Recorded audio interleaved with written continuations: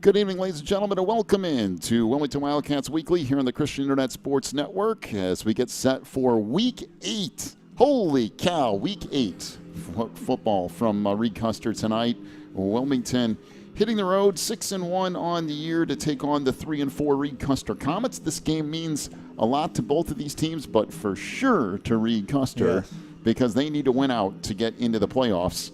And with that, welcome in. Beautiful night for football here from Braidwood. Really appreciate coming over to Reed Custer. First class operation. Beautiful press box that they have here as well. And we appreciate them making space for us to allow us to come over and broadcast tonight. But this could be interesting before the night's all said and done. Oh, I think it'll be interesting, all right. Reed Custer has come back from a couple of late victories the last couple of weeks. They're kind of getting excited, and if they get excited enough, they might be a little bit in trouble to handle. So the Wildcats are going to have to come out ready to play.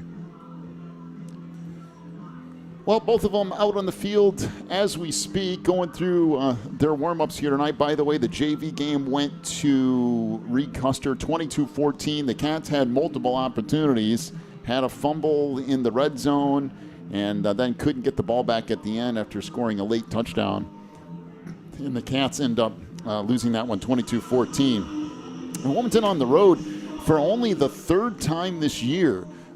The Cats had one of those schedules that's kind of crazy. They went to Morris in week 1, and then the only other road game was Herscher. So it was Morris, Herscher, and now this Reed Custer matchup, and it's kind of wild to think that's where it all is. Well, we started broadcasting these 20-some years ago, and we've never had this before, where you had all these home games. But it has been fun to be a part of it. So we'll see how the Wildcats fare on a visiting turf for a change. All right, we got a bunch of stuff to get to here on our pregame show.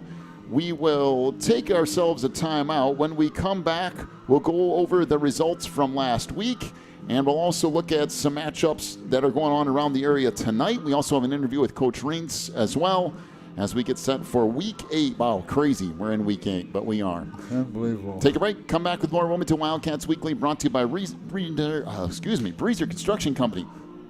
It's not good if I'm tongue-tied this early. Big thank you to Breezer Construction Company for sponsoring each and every pregame show this year. Back in a moment on the Christian Internet Sports Network. Quigley Technology Services is your local source for computer help.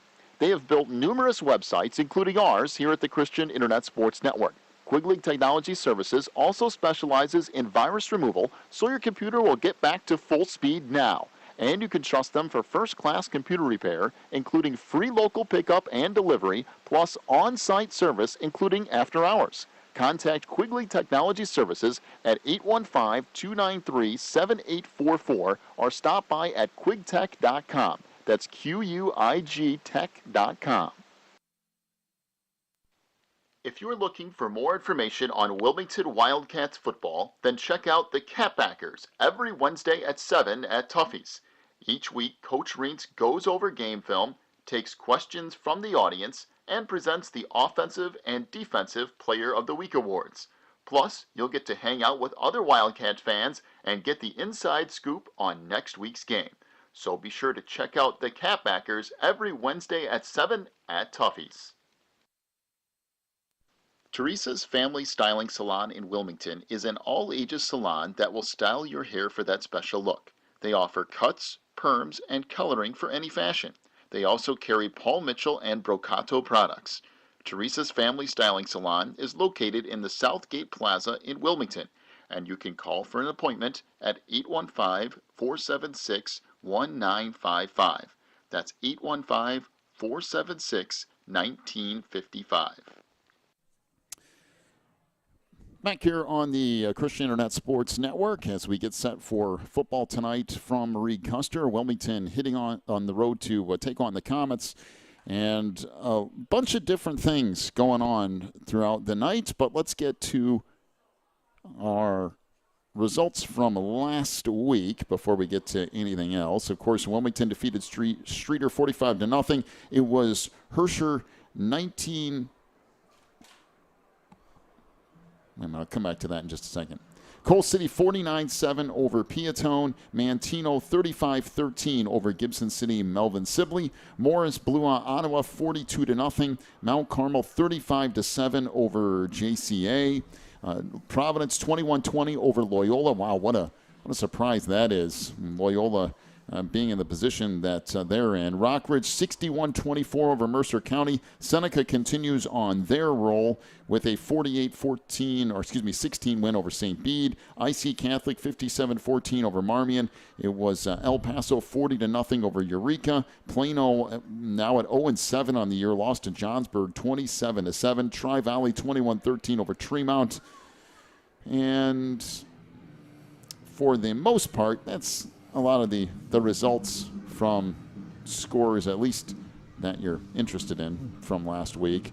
But Morris, still looking at that.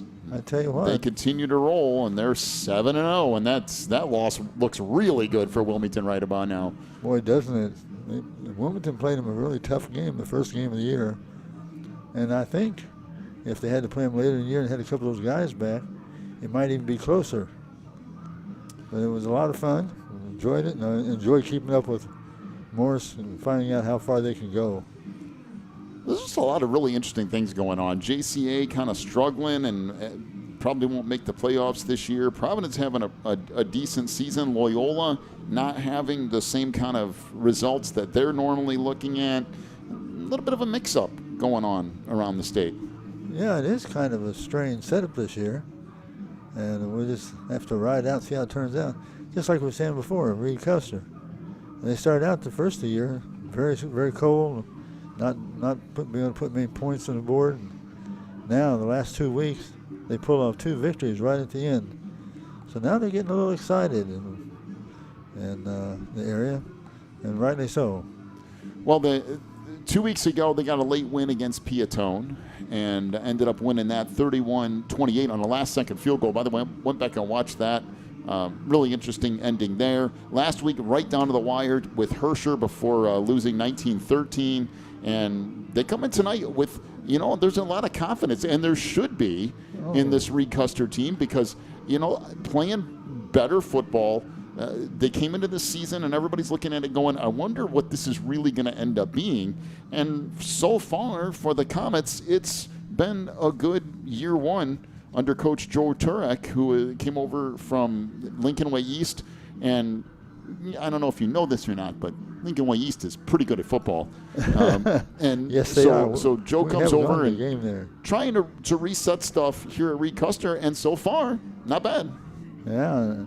And I forgot that last game they did lose it at the end. They did. They're in overtime. But it went right down to the end, for sure.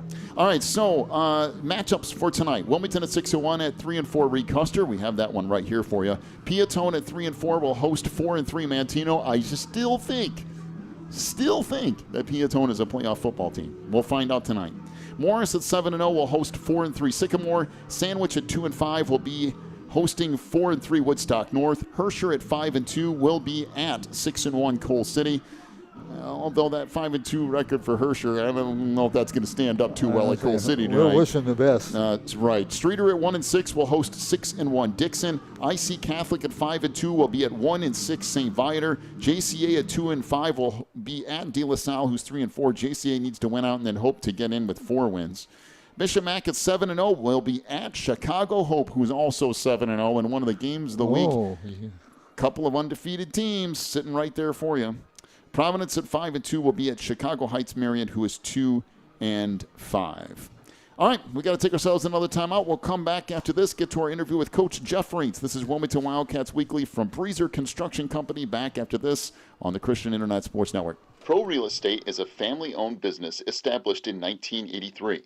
Its staff and sales agents work in all areas of real estate sales, from first-time homebuyers to experienced investors. Located at 506 South Water Street in Wilmington, clients are welcome to stop by to discuss their real estate needs or visit our website at pro-homes.net.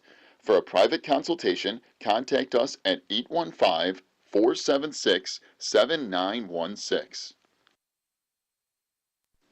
Breezer Construction Company is a proud supporter of Wilmington Wildcats football on the Christian Internet Sports Network.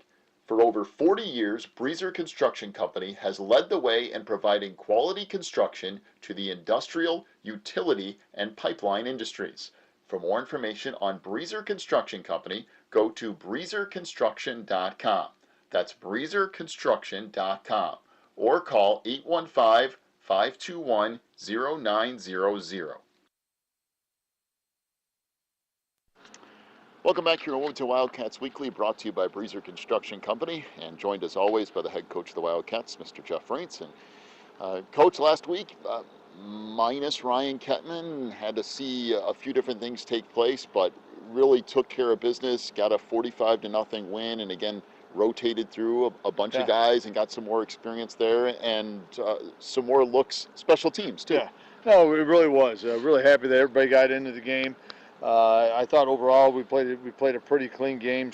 We had one turnover, caused some turnovers on defense, made them be in the second and third and long, and like we just talked about, everybody got into the game. That just helps you program them out.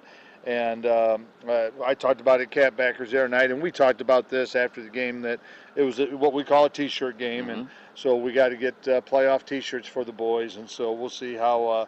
We have to get that done, but it was one of their goals to continue the playoff streak, and so after the game, a lot of smiles. Everybody got in the game. We're in the playoffs, and now we go from there. You know, it's interesting having so many games at home, because you kind of had that streak again where I think it was the third game in a row, and kind of get into a routine. Hey, we're playing home, we're playing home, we're playing home.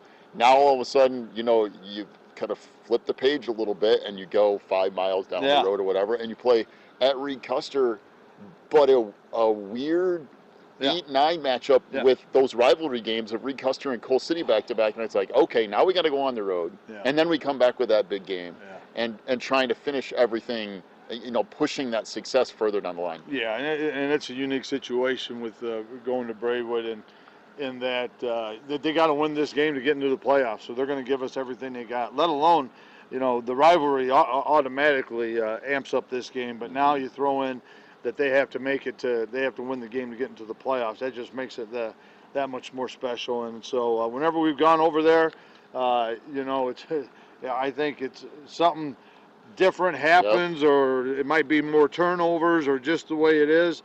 But that's rival football sometimes. We got a lot of things to defend with Braidwood. Coach Klein does a good job over there and setting up his offense. And they have a new coach over there from Lincoln Way East, does a great job. And I can tell off the film that they're doing some great things on defense. And they're going to give us, they're going to come out with everything. And so we have to be able to match that intensity. We got to be on the road and do it on the road. Hopefully our fans travel, which I think they will, to be there. And but we're looking forward to being on the road and playing our rival. Reed Custer is definitely one of those teams where at the beginning of the year, like, what is this really going to be? And a whole new look and a whole new group. And then you start keeping track of things during the year, and they get a win over Piatone that I'm not sure a lot of people expected that to happen. They're in the game late with Hersher, and probably, if you talk to them, probably should have won that game. And then, you get Wilmington coming in, and they've played hard against some other opponents too. So it's really a different vibe than what you thought going into the year with Reed Custer. And the first score that catches you off guard is they went down and played El Paso, who's undefeated, and they lost like by 13, 14 points. Where I know El Paso obviously is a really good football team. And now you have a tight game with Mantino, you have a tight game with Piatone, you got a tight game with Hersher. And so they're right there. I mean, they're right there in the mix, and they believe. I think he's got his kids believing, and that it's just going to add to the game. And he'll have his kids ready to play come Friday night. So now you get playoff eligibility. We talked about that at Cat Backers as well. You get to that 6th win, and start looking down the line of. I know. In fact, we talked about it. 2A, 3A, and now it's like, okay, staying focused on this week, and then the next week, and then we'll worry about 2A and 3A and all that. No, hey, and it's just human nature to look ahead to see where you might be. And I wish I could tell people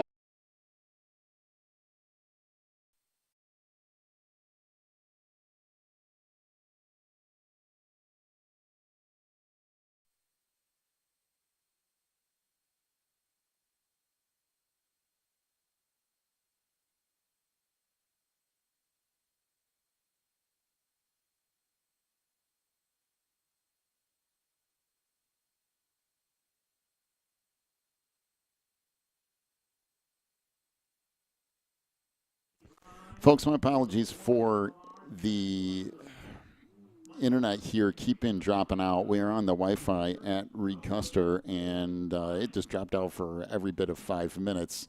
So we're going to do our best to try to stay on top of it a little bit. Right now they have national anthem, so we're going to take a break for that.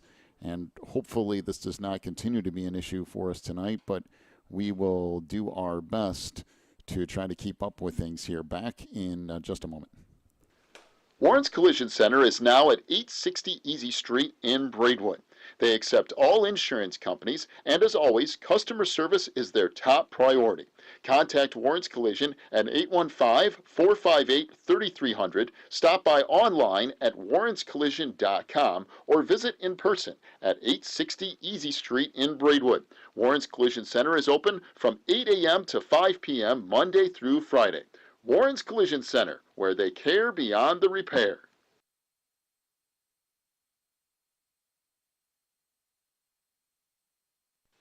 Wildcat Self-Storage is a facility providing clean, convenient, and well-maintained storage units. They provide great customer service with competitive rates, and they also have online bookings and payments for your convenience. Wildcat Self-Storage is at 131 School Street in Wilmington, online at wildcatsst.com, and by phone at 815-768-0681. Wildcat Self-Storage is proud to be locally owned.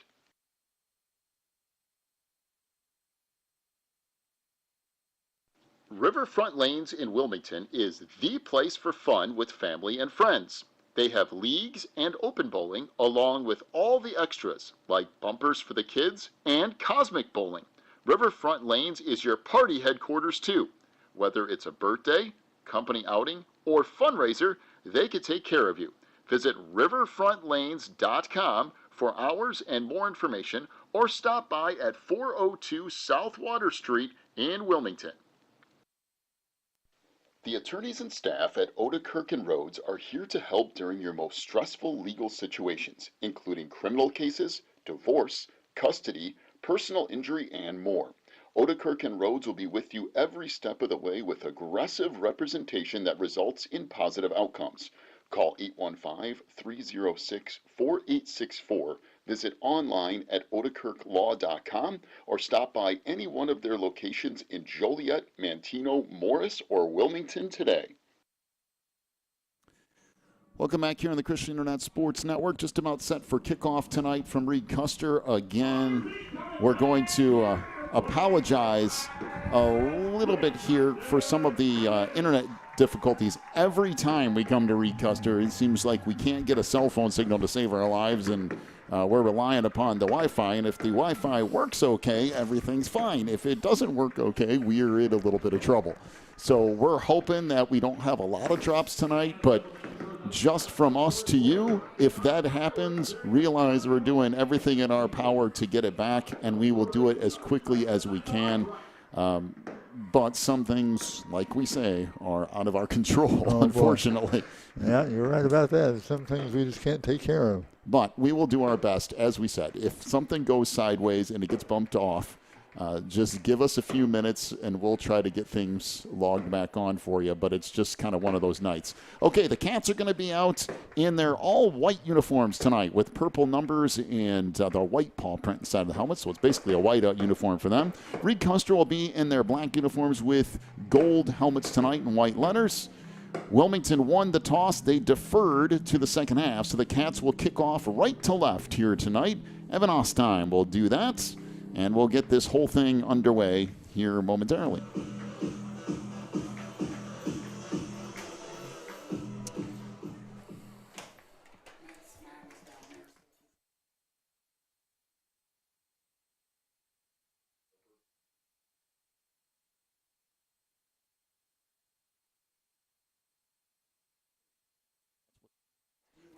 All right, so kickoff comes down to the 10, drop there.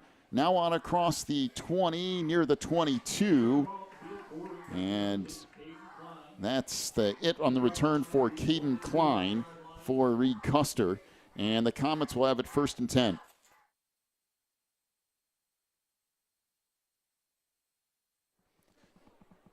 So the Comets will have 1st and 10 from their own. We'll call it the 21-yard line. 1st and 10 on the near side hash, working left to right. Be led tonight by Jesse Tresouthwick, the junior quarterback for the Comets. 2 receivers split out to the far side, 1 back over here to the near. Joining him in the backfield is Hudson Cook. So Tresouthwick will take the snap, fires left side. That is caught out across the 25 to the 27-yard line. For the tackle finally made by Finn Bryant. That's Eddie Bryan on the reception, a gain of 7 yards to the far side. It'll bring up 2nd and 3 for Reed Custer. So Tresouthwick is the starting quarterback. Starting running back tonight is Hudson Cook. The receivers are Caden Klein along with Eddie Bryan and Chris Budick as the Comets face 2nd and 3. Tresouthwick out of the shotgun here. 2 receivers to the near side. Just underway in quarter number 1. Everything packed in here for the Comets. Tresouthwick takes the snap, fires far side. That is caught out across the 35 to the 36.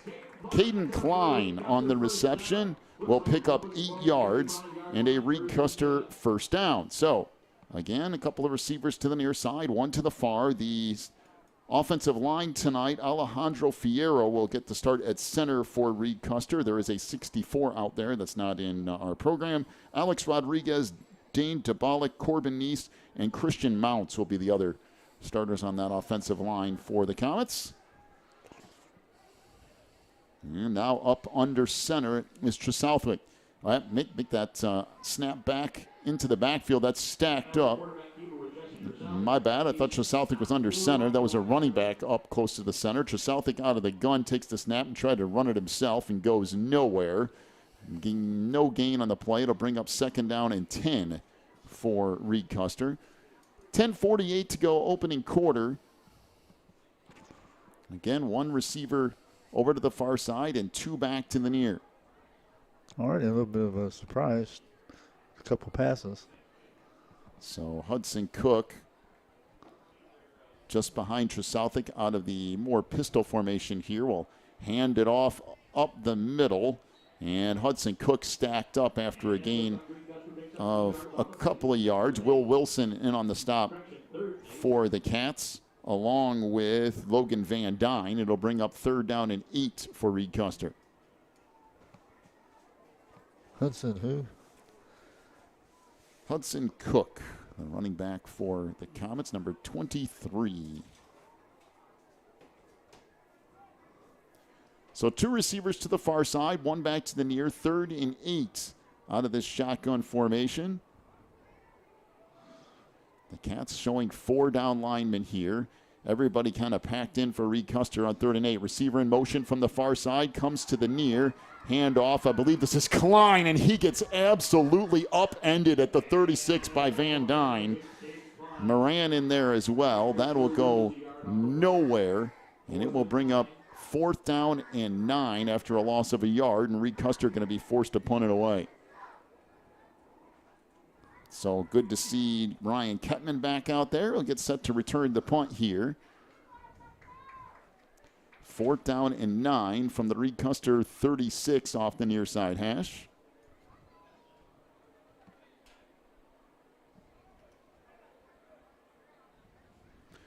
So the kick goes sideways and out of bounds. Boy, right at midfield. That's only going to be maybe a 13, 14-yard punt. That's it. The Cats will take over at the 50-yard line, 1st and 10. And that is not what you want if you were Reed Custer. I'll tell you that. The Wilmington Lions Club has the spook hike going on at North Island Park. That's tonight and tomorrow night, 7 p.m. until the last ticket is sold at 10 p.m. Price is still only $5. Get that, $5 to get into the spook hike. It's been going on since 1978. It's been going on. Parking is at the South Island with a hay rack ride over to the spook hike. Please join them if you dare. And if you want to volunteer, WilmingtonIllions@gmail.com. Handoff goes left side. This is Ryan Kettman. Gets down to the 46 before he's wrapped up by Eddie Bryan. And it will give the Cats a 2nd down and we'll call it 6 after a gain of 4. Again, if something happens with our broadcast tonight, we're having internet difficulties here trying to figure out different things. So far, it's working since the game has started, but if it does drop out, and it probably will at some point, stick with us a little bit. Could be 5-10 minutes, but we promise we'll be back with you. We do apologize for that, but that is an item that is out of our control currently. So 2nd down and 6 for the Cats from the 46-yard line of Reed Custer off the near side hash. Again, Nate Couples is the wing back to the near side, and Ryan Kettman back in at the far side. Handoff goes up the middle to Ryan Schrager, the fullback, out of that double wing look. And Schrager will chew up another 6 yards, and that is enough for a Wildcat self-storage 1st down. So it's the near side hash. It is a 1st down. Again, Billy Moore under center tonight for the Cats. And you see Moore's handiwork, a little bit of razzle-dazzle, turn around. Looks like he's going to go on his left side and put it in the right side. Offensive line tonight for the Cats: Jack Cutter, Logan Van Dyne, Zach Olin, Will Wilson, along with Evan Kuipers. Handoff up the middle again. Schrager makes a move inside the 35, down near the 31, before he's finally tripped up. A gain of 9 more yards to bring up 2nd and short for the Cats. By the way, the tight ends are Declan Moran and Cooper Holman.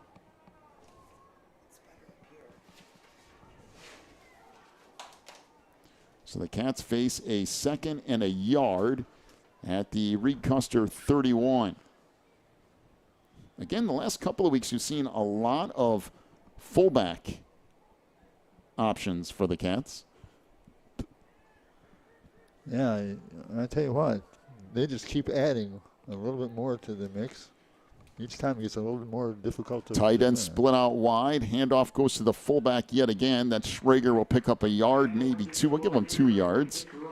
And it will be a Wildcat self-storage 1st down inside the 30, down near the 29-yard line. And again, Wilmington just kind of methodically moving the ball down the field, and that's what happens for the first couple of possessions. And then all of a sudden you get in the 2nd quarter and the Cats are running all over the place. By the way, Bill Francis, who does a phenomenal job writing View from the Bleachers. If you haven't gotten that, be sure to go to Catbackers and figure that out. Billy amazing. Moore rolls right side, trying to get free, has all kinds of room. Inside the 20, Billy Moore's going to go to the end zone. Touchdown, Wilmington. That is a 29-yard touchdown run for Billy Moore, and the Cats lead it 6-0 with 6:08 to go in the opening quarter.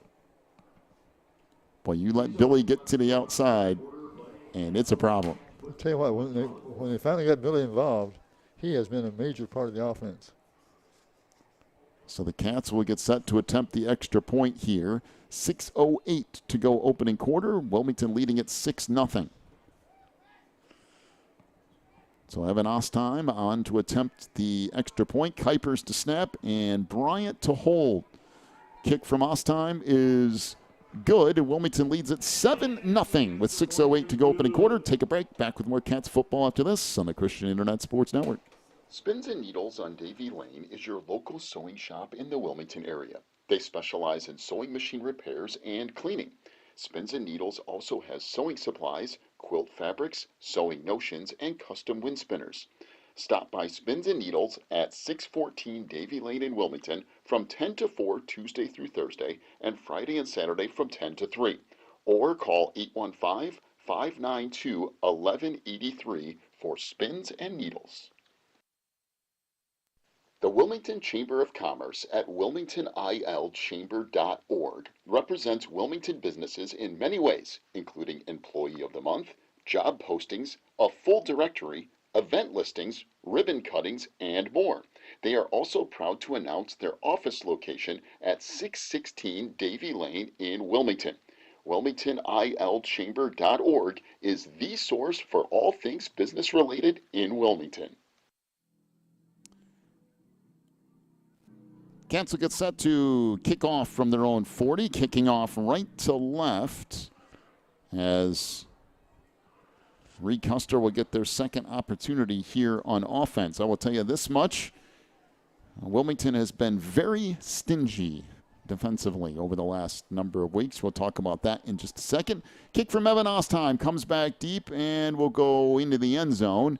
So the touchback will bring it out to the 20, and Reed Custer will set up their 1st and 10. Now, as we mentioned, Bill Francis, who does a fantastic job putting together a view from the bleachers. It's amazing. Every week. He has supplied me with football statistics for the year for Wilmington, and this is an amazing breakdown. He's just going to do another one for me for the playoffs. But Wilmington has not given up a point in the first half since week 1.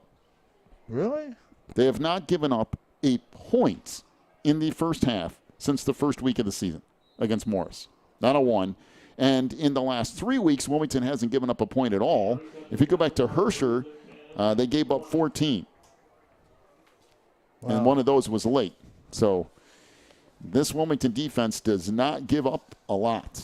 So the Cats showing their just base look here. Out of the shotgun again, Southwick with a back to his right. Now fires down the near sideline and incomplete. Overshot his intended receiver, Billy Moore, out there in coverage. Chris Budick was the intended receiver out near midfield, but Billy Moore was with him stride for stride, and we'll bring up 2nd down and 10. One thing we did learn, Jesse can get the ball down the field. He can do that, and he's kind of sneaky good. If you forget about him, he can definitely hit receivers. So 2 receivers to the near side, 1 to the far. Reed Custer knows that running the ball tonight might be uphill sledding, so you might see him actually go to the air more than normal, but we'll see here. Yeah. Again, right in the middle of the field, working left to right. Southwick drops back, fires deep down the far sideline. That is caught, and it might go for a touchdown. Inside the 10, 5, touchdown, Reed Custer. That is an 80-yard touchdown pass. And that's Zach Klein on the reception. I can't see the front of the jersey, but my goodness, was that thing thrown on a dime. 7-6, an 80-yard touchdown bomb. It is Klein on the reception, and just like that, Reed Custer back to within 1 pending the extra point. That is a beautiful pass. Hit him in stride, and he never stopped running to the end zone. Actually, once he got the ball in, he actually left the defensive man farther behind. I mean, you could not throw that ball any more perfect than he did. 30 yards downfield. Extra point is blocked by the Cats, and Reed Custer does something that no one has done since Morris, and that's score in the first half against Wilmington. I never should have said anything. We'll take a break. You come back with more Cats football after this on the Christian Internet Sports Network. Quigley Technology Services is your local source for computer help. They have built numerous websites, including ours, here at the Christian Internet Sports Network. Quigley Technology Services also specializes in virus removal, so your computer will get back to full speed now. And you can trust them for first-class computer repair, including free local pickup and delivery, plus on-site service, including after hours. Contact Quigley Technology Services at 815-293-7844 or stop by at quigtech.com. That's Q-U-I-G tech.com. If you're looking for more information on Wilmington Wildcats football, then check out the Catbackers every Wednesday at 7 at Tuffy's. Each week, Coach Reentz goes over game film, takes questions from the audience, and presents the Offensive and Defensive Player of the Week awards. Plus, you'll get to hang out with other Wildcat fans and get the inside scoop on next week's game. So be sure to check out the Catbackers every Wednesday at 7 at Tuffy's. So Reed Custer answers with an 80-yard touchdown pass to Southwick to Klein, and Wilmington blocks the extra point. So a 7-6 lead for the Cats. And now Reed Custer will kick it off. That's a wake-up call if you're Wilmington. Short little pop-up kick taken at the 36-yard line by Holman. And that's where Wilmington will start 1st and 10. But when I tell you that ball was thrown on a dime, perfect. Yeah, Perfect pass. Billy's done a nice job defending the passes. That was a perfect, just right over his hands, right into the receiver's hands. And then when he got the ball, he turned on a little extra speed. I mean, that was 30, 35 yards downfield on a dead run and hit him in stride. There's not many quarterbacks that can pull off that throw, at least, without breaking stride. I mean 30, 35 yards on a full-out sprint. Man, that was amazing. Well, let's see what the Cats do here as Reed Custer answers early on. So out of the double wing, Couples and Ketman are the wingbacks. Ketman off the left side gets hit in the hole and dropped for no gain. Good stop up there by Hudson Cook. Bring up 2nd and 10 for the Cats. I will tell you, when the Wilmington comes to play at Reed Custer, things get weird. It's kind of like going to play at Lyle. Weird stuff happens. Don't bring Lyle up. Just weird things happen. They do, and it gets very odd sometimes. But you kind of see right there that every team keying on Ketman, actually the wingbacks, and that's why you're seeing a lot more of the quarterback and fullback runs for the Cats.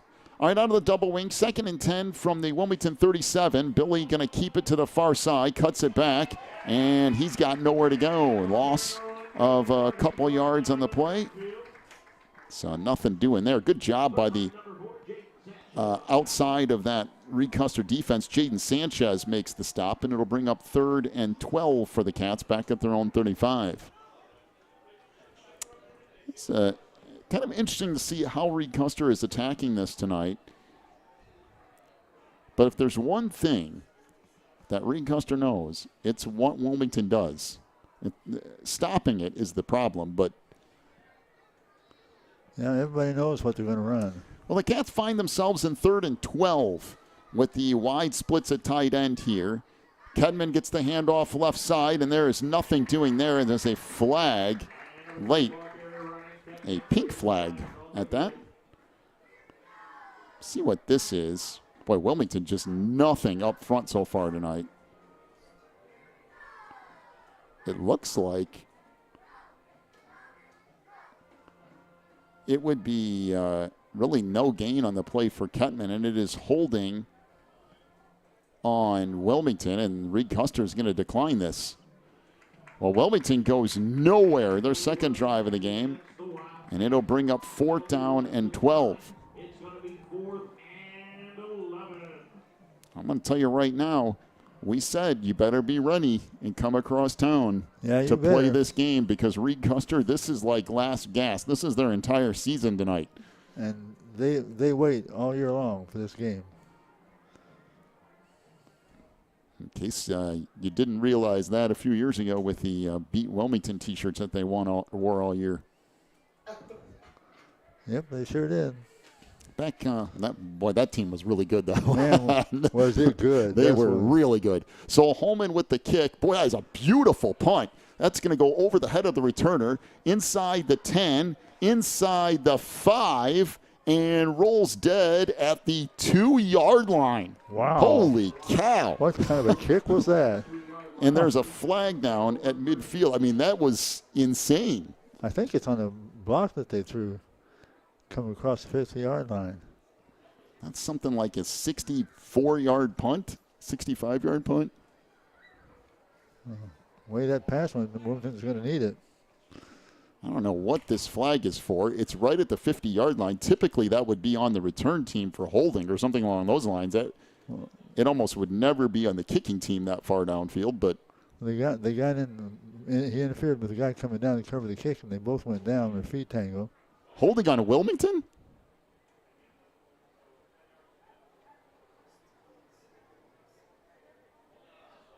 I don't know who the holding is on. I'm with the PA announcer here.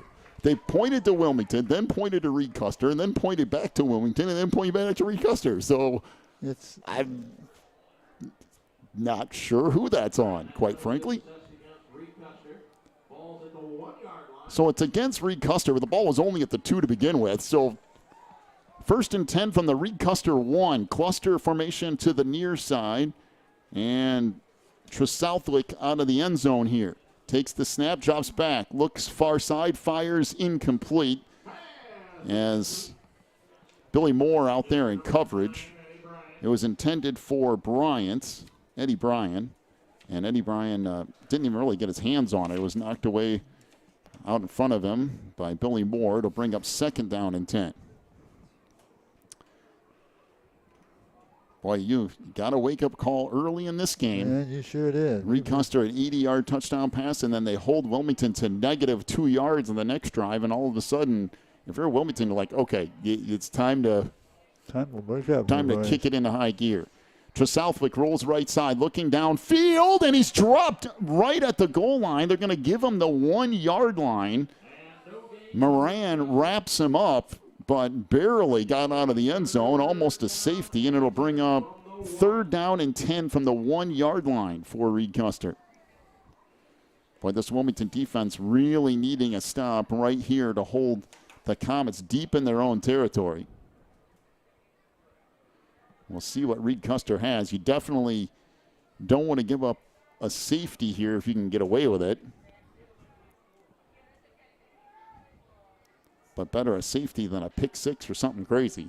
Oh, yeah. Oh, boy, you don't want to do that if you're receiver in motion, and Southwick keeps it. I don't think he got out of the end zone. They're going to say he did barely. Oh, did they say Wilmington? Wilmington ends up with the football. I thought the Cats were motioning for wanting a safety. It's a fumble at the 1-yard line, and the Cats get it at the 1 of Reed Custer. Speaking of things that you really didn't want to have happen, that's one of them. That's one of them. I thought the Cats were celebrating because it was a safety. They were celebrating because the ball came out, and Wilmington gets it back at the Reed Custer 1-yard line. I mean, speaking of your defense doing its job, that's really doing your job. Yes, sir. So the Cats knocking on the door. 1st and goal from the 1. And this is Kettman, got hit in the backfield, churning forward, tried to lean into the end zone, and a touchdown for Wilmington. 1-yard touchdown run for Ryan Kettman, and that makes it a 13-6 lead for Wilmington with 3:44 to go here in the opening quarter, pending the extra point. That wasn't easy either, by the way. Kettman got hit at the 1 and just had to keep driving and reach the ball over the end zone. But Reed Custer has come out ready to go tonight. I'll tell you that much. They always do with Wilmington. They play just a totally different game. So good snap, good hold. Ostheim's kick is good, and Wilmington leads it 14-6, 3:44 to go opening quarter. Take a break, come back with more Cats football after this on the Christian Internet Sports Network. Teresa's Family Styling Salon in Wilmington is an all-ages salon that will style your hair for that special look. They offer cuts, perms, and coloring for any fashion. They also carry Paul Mitchell and Brocato products. Teresa's Family Styling Salon is located in the Southgate Plaza in Wilmington, and you can call for an appointment at 815-476-1955. That's 815-476-1955. Pro Real Estate is a family-owned business established in 1983. Its staff and sales agents work in all areas of real estate sales, from first-time homebuyers to experienced investors. Located at 506 South Water Street in Wilmington, clients are welcome to stop by to discuss their real estate needs or visit our website at pro-homes.net.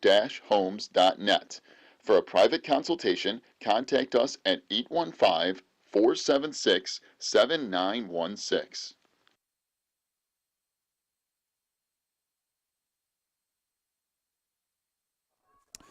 So the Cats will get set to kick it off right to left here from their own 40-yard line.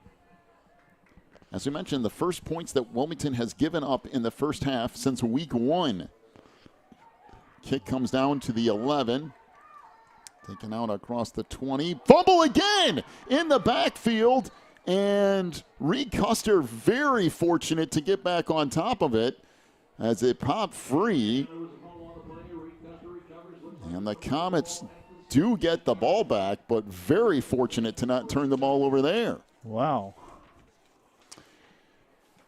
Wilmington Pastors Association is hosting a prayer service to kick off Red Ribbon Week on Sunday, October 19th at Claire's Corner, which is the corner of Water Street and 53 in downtown Wilmington at 2 p.m. Join them as they pray for the well-being of our youth and the families of Wilmington. Then join them as they tie red ribbons all over Claire's Corner in preparation for Red Ribbon Week, which begins on October 23rd and runs through Halloween. All right. All right, here we go.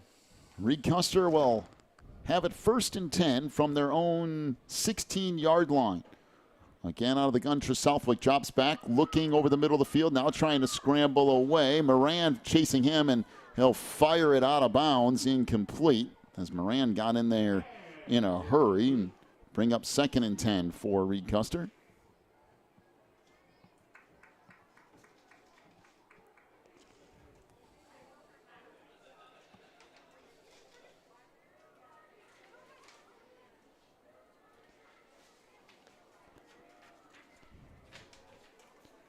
So 2 receivers to the far side, 1 back over here to the near. Southwick out of the gun with Hudson Cook to his right. 3:32 to go in the opening quarter. Wilmington leading it 14-6, but there has been a ton of action in this game.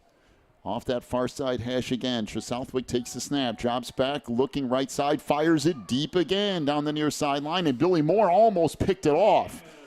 That is really good from Billy Moore. Chris Buda got held up a little bit. Moore went past him and almost made an over-the-shoulder grab out near the 40-yard line. It was close, and he still almost caught it.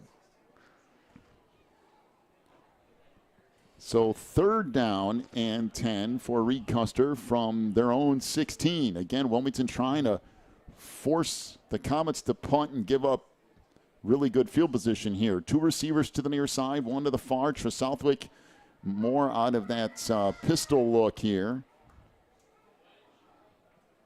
Takes the snap, drops back, looking right side, rolls to the right, chased in the backfield, still looking, fires at the last second out of bounds, and it'll bring up 4th down. Boy, good coverage down there by Billy Moore.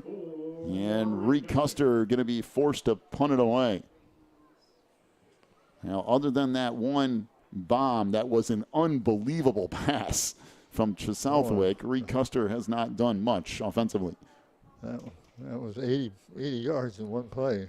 Man. And it was a beautiful pass. Yeah. Maybe the best pass we've seen of the year. What was that team we played early in the season? Now, Morris, the quarterback from Morris was really, really good. That's the best quarterback we've seen all year. But that pass singularly was amazing. Oh, boy, it was. So the punt away, the snap a little low, and somehow they get it off, but not very far, and it hit Wilmington, but now they'll cover it up.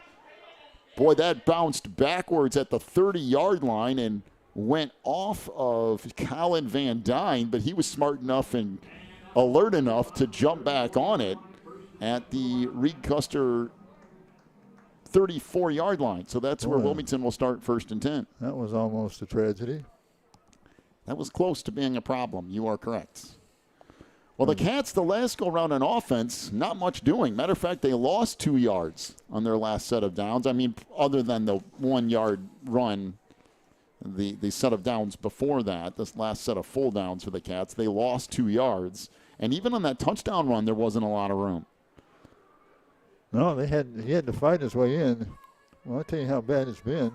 Ketman has rushed 4 times for 5 yards. Well, Kachuk out there at the wingback in the near side. Ketman off the left side, cuts it back up the middle, and Ryan is going to cruise into the end zone. Well, you stop him a few times, but Ryan Ketman, no problem. 34-yard touchdown run for Ryan Ketman. And the Cats now extend to a 20-6 lead. And if you noticed, the one little difference there was cutting it back early where the guard is instead of the tackle. Yep. And that made all the difference. There is no one there, and Ketman cruised into the end zone. Wow. Well, that's how quick a game can turn around. Reed Custer had life early, and now the Cats up 2 scores. Boy, I still can't forget that pass. That was something. That was something else. So Ostheim on to attempt the extra point. Snap. No, let's see what this is. We have a flag now. Kuiper's getting ready to snap it as a false start on Wilmington. Somewhere. That'll back him up 5 yards. We'll give Ostheim a chance to practice more field goal distance here. This would be a 25-yarder. Typical extra point distance is 20.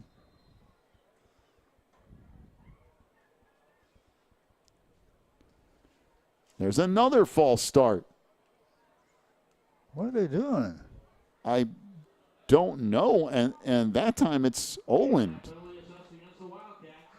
Well, pretty soon they're going to have him out of field goal range if we don't reel it in a little bit. So now it's going to be a 30-yard attempt.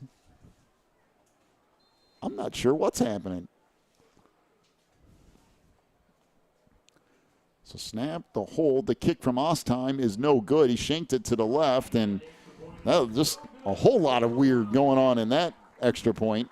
So Wilmington will lead it 20-6 with 3:05 to go in the opening quarter. Take a break, come back with more Cats football after this on the Christian Internet Sports Network. Breezer Construction Company is a proud supporter of Wilmington Wildcats football on the Christian Internet Sports Network.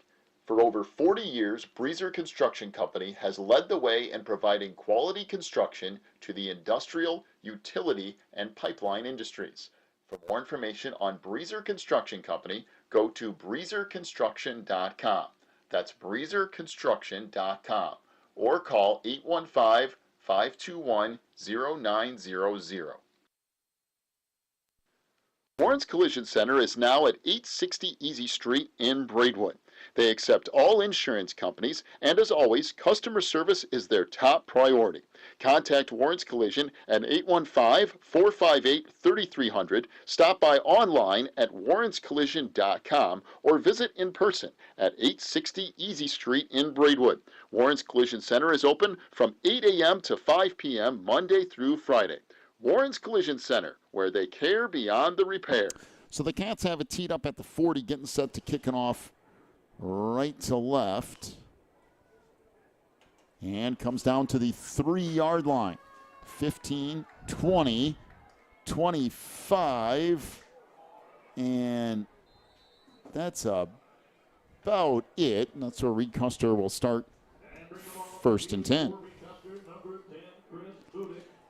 Well, the problem for the Comets' approach right now is when you throw the ball so much, if you don't connect on some of those, the clock stops and you keep giving the ball back to Wilmington, it can pile up in a hurry. It sure can. So far, they have 5 running plays for 3 yards.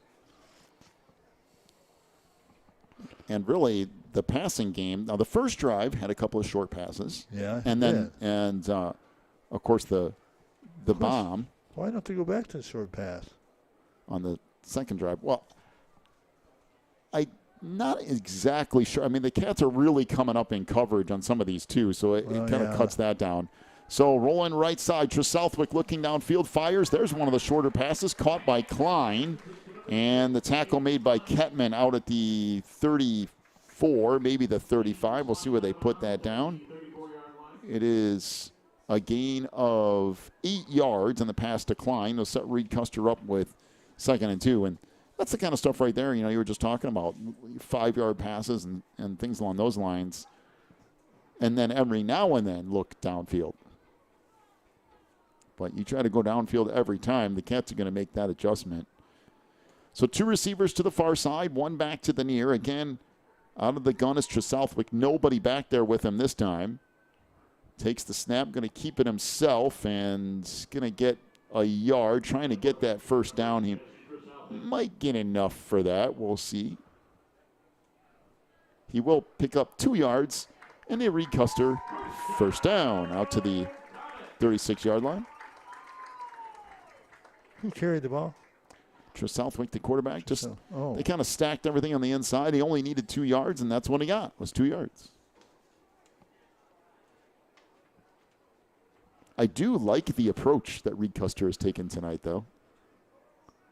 They've been very aggressive shooting the gaps defensively, and it's cost them once or twice, but offensively they've been aggressive. I like it. You know, you need a win. You need to stay alive in the playoff race. Yeah, I mean, throw everything you got at it. Next week's not here yet. This is what they got to have right here. 2 receivers to the near side, 1 to the far. Klein in motion, and we do have a bad snap, but we have a false start on Reed Custer. All kinds of problems there. And actually, for the Comets, they're probably better off that there was a false start. That snap went sideways. Southwick tried to jump back on top of it, and they had somebody in motion too, and that lended itself to all kinds of chaos.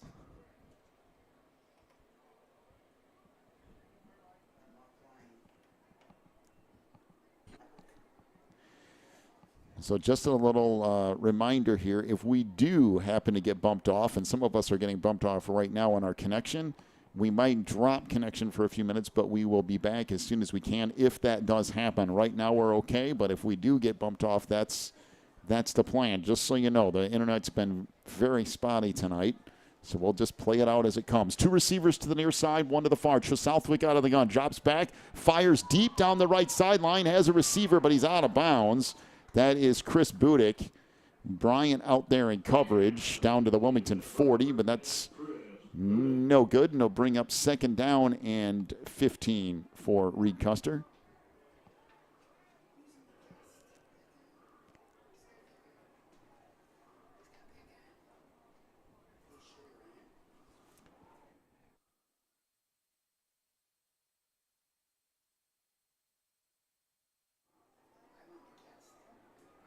So Reed Custer will face 2nd down and 15 from their own 32-yard line, again off the near side hash.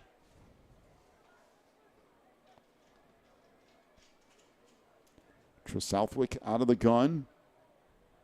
Takes the snap, drops back, looking left side, looking up the middle, now fires it out of bounds. Really smart, by the way, by Southwick, because everybody was covered and he had pressure coming from the backside, and he just said, nah. That's going out of bounds real quick. Oh, good for him.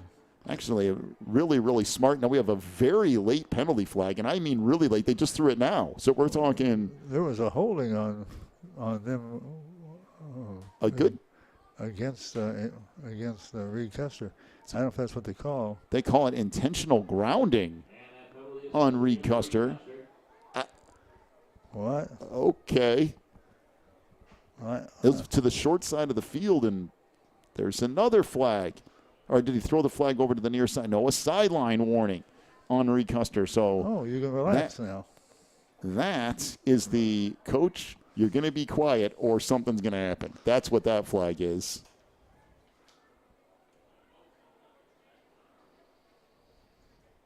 It was not because anybody was really infringing on the field. It was because coaches, I think, were letting their feelings be known, and that head official did not particularly like it. So he didn't need his 2 cents. Well, it'll bring up 3rd and 20 after the penalty on the intentional grounding call, and boy, Reed Custer not where they want to be here. Southwick with Klein in motion to the far side, drops back, pressured, gets away initially, and then is sacked. Back at the 22-yard line, Van Dyne back there, as Logan Van Dyne will end up with the sack. Owen had his shoe thrown back to the 10-yard line by somebody on Reed Custer. And it'll bring up 4th down and, I don't know, 25 or so.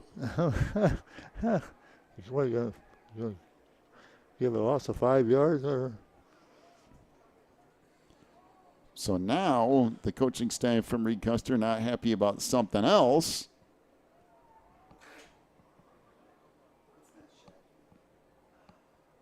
So that official back over here again, letting some things be known. And it's going to bring up a punt for the Comets back at their own 22-yard line or so. Well, the first 4 or 5 minutes of this game, Reed Custer came out on fire. But since then, it has not gone so well. Now there's all kinds of discussion going on out at the... Four referees all been talking for the last 5 minutes, I think. I don't know. Not sure what's going on here, quite frankly. Hey, by the way, Spook Ike going on tonight. Might as well fit that in again. Lions Club has a Spook Hike going on at North Island tonight and tomorrow night, 7 p.m. until the last ticket is sold around 10 p.m. $5. Where can you go do anything for $5 anymore? $5 gets you into the Spook Hike. Parking is at the South Island. Hayrack ride over the Spook Hike. Join them if you dare. That's tonight and tomorrow night over on the North Island, park on the South Island. I have no idea what's going on. They're still having a discussion.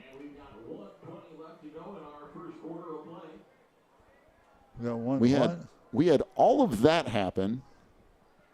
And they signaled nothing. Well, the clock was at 35 seconds. They put it back to 1:20, so maybe that was the discussion, was adding time to the clock, although be careful what you wish for. Yeah, well, yeah. So Kettman will get set to return it here from midfield. And we got another flag. Good grief, there's been a lot of penalties in this quarter. I will say, though, this doesn't even approach Mantino for the longest quarter of this decade. That was an hour and 10 minutes. First quarter. I will say, though, we're, 45 minutes? So it's taken a while. Well, the Comets have 4th and 31. Gets set to punt it away. This is a much better kick. Kettman trying to track it down. Will do so at the 48 of Wilmington. Makes a move and makes another move inside the Reed Custer 40 and finally gets shoved out of bounds. That guy can run the football.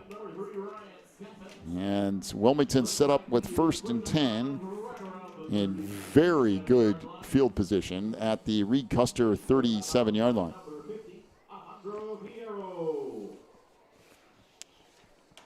Well, see what the Cats do here. They have been kind of a mixed bag tonight offensively. Kachuk will come in and replace Couples.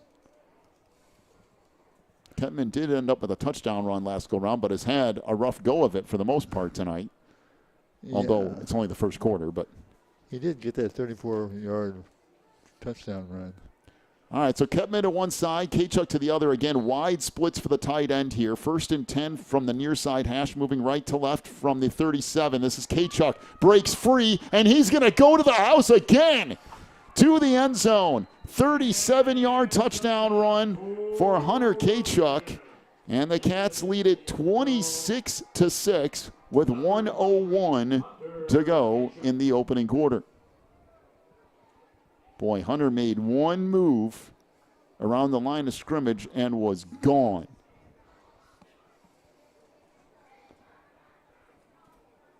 Did he ever? I mean, he just like bolted out of there. So Ostheim on to attempt the extra point. Again, Kuipers to snap, Bryant to hold.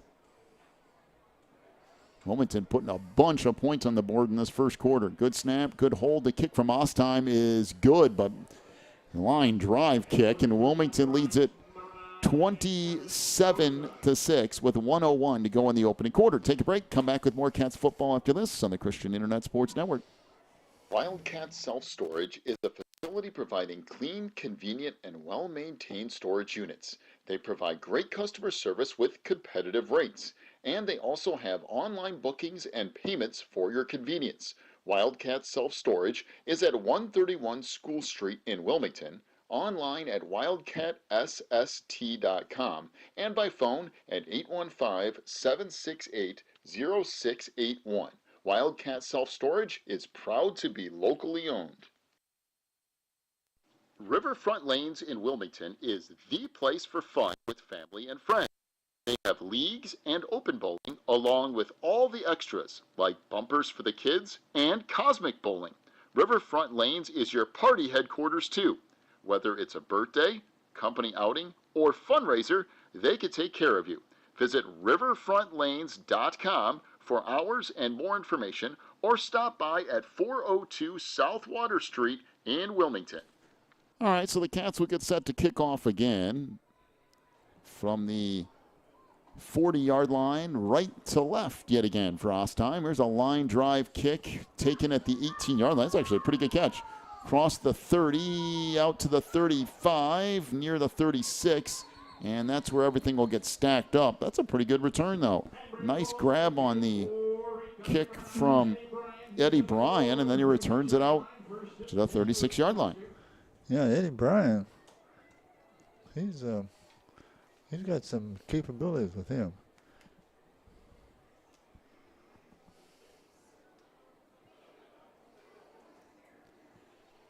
So Reed Custer will face 1st and 10 from their own 36 off the near side hash, working left to right here. And we're still in the first quarter. Can't believe it. 52 seconds to go in the opening quarter. 2 receivers to the far side, 1 back over here to the near. Southwick take a snap with Hudson Cook to his left out of the shotgun here. Southwick drops back, fires down the near sideline, and that is knocked away incomplete. Boy, they're going to get Billy Moore for pass interference only because he didn't turn around. Actually, there was nothing wrong with that coverage at all, but they threw a flag because he didn't turn around, which, again, should not necessitate an automatic flag if there's nothing going on. But, I mean, okay. Actually, pretty good coverage, though, from Billy Moore. There's not really anything else he could do other than turn around. No, he was where he should be. Yeah, and again, not turning around does not necessitate the flag being thrown. It's only if you don't turn around and you make contact. But in any case, I can kind of see it. If you don't turn around and look for the football, I get it. That's going to be called more times than not. So Reed Custer gets a 15-yard penalty and a first down to the Wilmington 49-yard lines. The Cats will shuttle on Kuipers, and Finn Bryant will run off. 1st and 10 for the Comets from the Wilmington 49.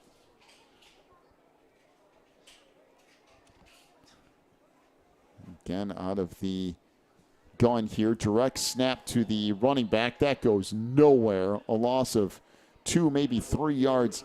Declan Moran back there first. It was Chris Budick who got the direct snap. He'll lose 2 yards. 2nd down and 12 for Reed Custer from their own 49 now. That's number 10, Chris Budick. And I think Reed Custer is going to let it go to the end of the quarter here. Wilmington leads it 27-6. We'll take a break, come back with your second quarter here in just a moment. This is Wilmington Wildcats football on the Christian Internet Sports Network. The attorneys and staff at Odekirk and Rhodes are here to help during your most stressful legal situations, including criminal cases, divorce, custody, personal injury, and more. Odekirk and Rhodes will be with you every step of the way with aggressive representation that results in positive outcomes. Call 815-306-4864, visit online at odekirklaw.com, or stop by any one of their locations in Joliet, Manteno, Morris, or Wilmington today. Spins and Needles on Davie Lane is your local sewing shop in the Wilmington area. They specialize in sewing machine repairs and cleaning. Spins and Needles also has sewing supplies, quilt fabrics, sewing notions, and custom wind spinners.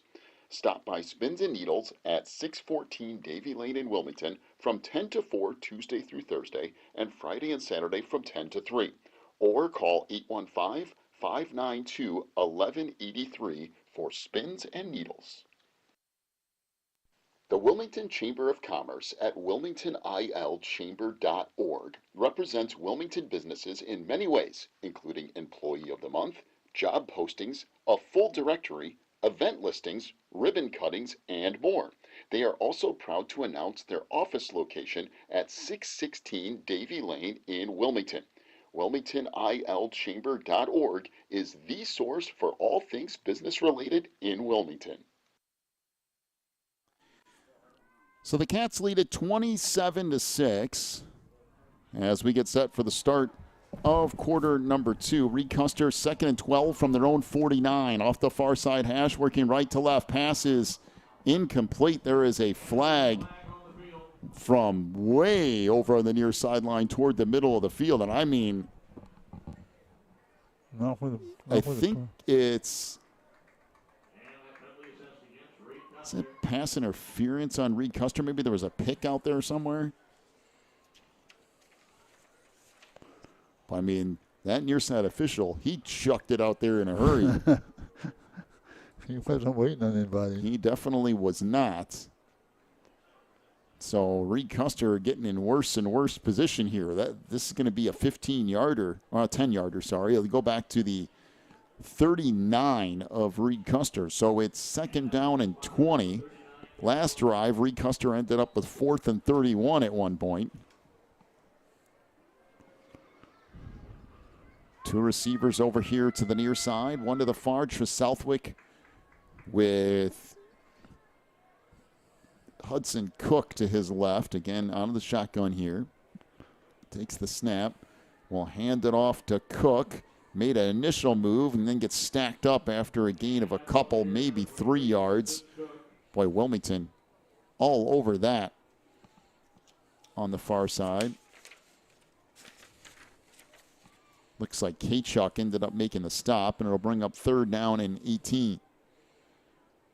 So Kuipers rotates off, and Cooper Holman back out there for the Cats.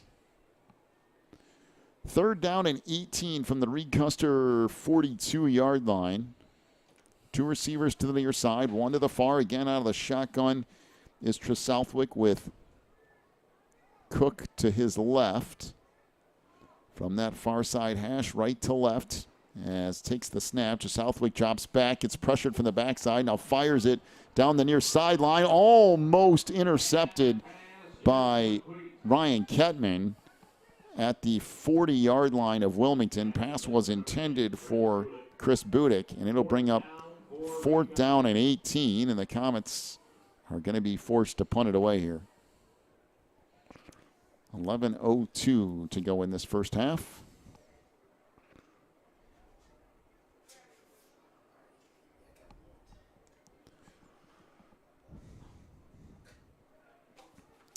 So punt upcoming here. Again, Kettman back at his own 25. Having a little conversation with that official. Now moves back inside the 20. And the kick comes down at the 25. Kettman has it there across the 30, 35, 40, out across the 45, near the 47 on the return. And again, really good field position for Wilmington. Yeah. I tell you, Kettman is doing a fantastic job of returning punts. Of course, anytime you get his hands on the ball, you want his hands on the ball. So. But he's done some good returns. So 1st and 10 for the Cats from the 46 of Wilmington. Again, far side hash mark working left to right. 10:54 to go here in this opening half. Again, Billy Moore up under center. Kettman to the wingback on the near side. I believe that's Kachuk is the wingback to the far side. And Schrager at fullback. This up the middle. Billy Moore keeps it, and Billy Moore is going to go to the end zone. Just a quick little quarterback keeper, and Billy Moore is gone. He was through there before I knew he was keeping the ball. Billy took 1 or 2 steps, gone. 54-yard touchdown run. And just like that, it's 33-6 Wilmington with 10:44 to go in this opening half. Wow. And I do mean wow. I think he took 1 sidestep and then just took off up the middle of the field.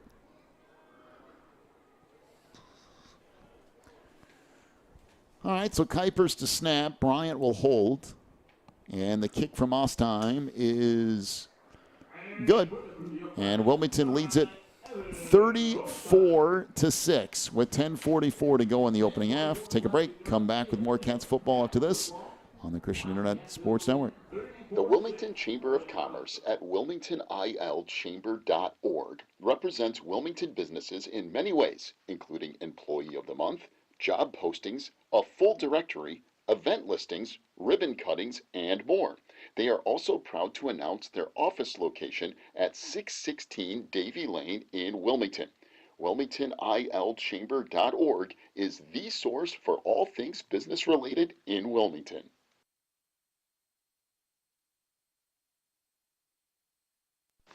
Quigley Technology Services is your local source for computer help. They have built numerous websites, including ours here at the Christian Internet Sports Network. Quigley Technology Services also specializes in virus removal, so your computer will get back to full speed now. And you can trust them for first-class computer repair, including free local pickup and delivery, plus on-site service, including after hours. Contact Quigley Technology Services at 815-293-7844 or stop by at quigtech.com. That's QUIG tech.com. So the Cats will kick off left to right this time. Evan Ostheim to approach. And Evan's kick taken down at the 10. And we have a illegal procedure?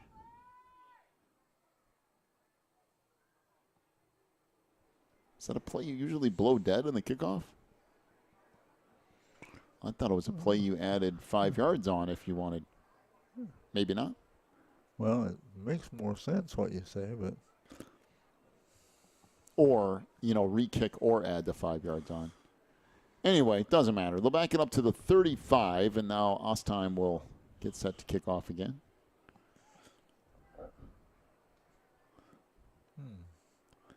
It's 10:44 to go here in the opening half. What's our score? 34-6. Yeah, I forgot. You can't see the scoreboard. It's kind of hidden behind a wall for you. This taken down at the 15, 20, 25, out across the 40 and near the 44-yard line on the return for Chris Budick. Finally tackled out there by Jay Nevels, and it will give Reed Custer a 1st and 10 from their own 44, right smack in the middle of the field, going right to left. He was moving on. Man, like a freight train going through there. Well, the Comets had that first couple of possessions where they moved the football a little bit, and nothing has happened since then. So Southwick out of the gun here with Hudson Cook to his right. One receiver to the far side, 2 receivers back over here to the near. Southwick looking to the sideline for some coaching, and now set to take the snap.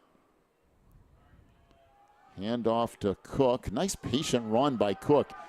Saw there was nothing up the middle, bounced it to the outside, gets into Wilmington territory down near the 48, maybe the 47-yard line, a gain of 9 yards. It'll bring up 2nd and 1 for Reed Custer.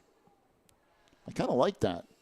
Hudson went right up behind his offensive line and kind of stopped and looked at everything and then took off to the outside. Yeah, just following his blockers. Nice piece of running. Now 2 receivers to the near side, 1 to the far. Southwick out of the gun. This is going to be a quarterback keeper more than likely. This is usually that formation with a bunch of people bunched in together here. Nope, they're going to pass it. And Southwick rolls left side, fires it incomplete. But good defense there from the Cats to not automatically assume that it's going to be a run. Southwick had to throw it away, had a defender on the backside, and now it'll be 3rd and a yard from the Wilmington 47.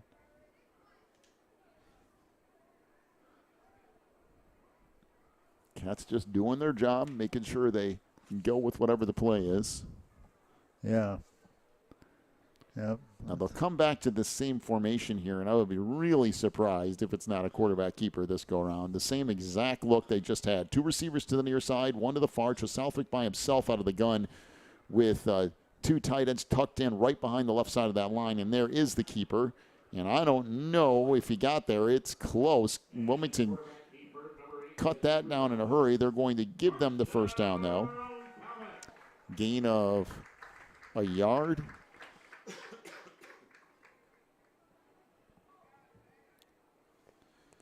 And 1st and 10 for Reed Custer to the Wilmington 46.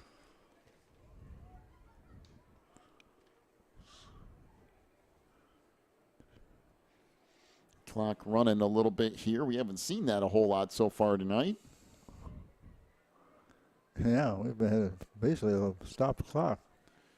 So Cook back there next to Southwick out of the gun. 2 receivers to the near side, 1 to the far. 1st and 10. Pass caught down to the Wilmington 42-yard line. By Kettman there in a hurry. Caden Klein on the reception.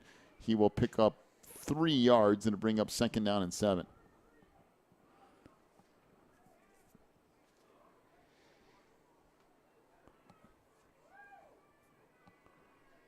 Caden made the reception, but then paid the price on the hit. Now bent over on the near sideline trying to get his breath back, I think.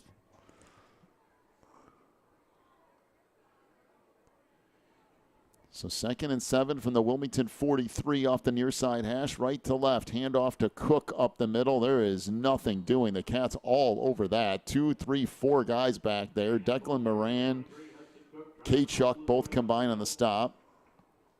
And it'll bring up 3rd and 7.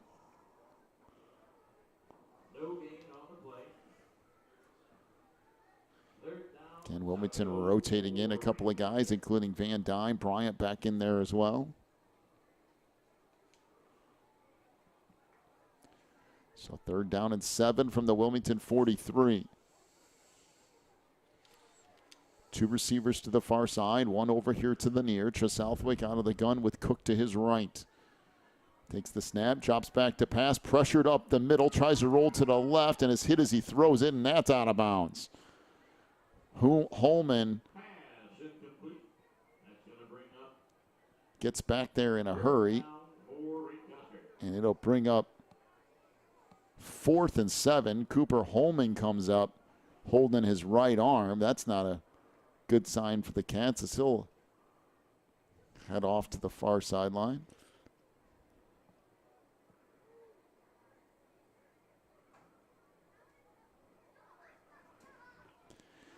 So 4th and 7, Reed Custer going to be forced to punt it away. We got 7:33 to go here in this opening half.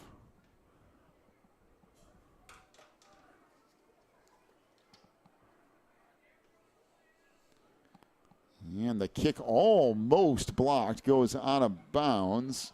Back there in a hurry was Bryson Mentz, almost got a hand on it, and the kick sails out of bounds at the Wilmington 16 or so. That's where the Cats will start back up 1st and 10.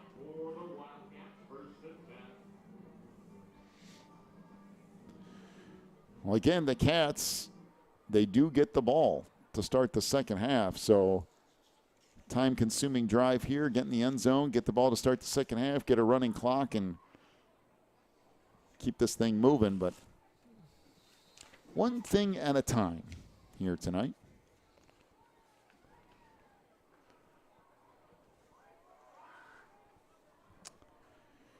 First and 10 for the Cats. Billy Moore up under center. Left to right from the 16. Pitch goes to Kettman. Not a whole lot doing there. Gets maybe 3 yards off that left side. And again, bring up 2nd and 7.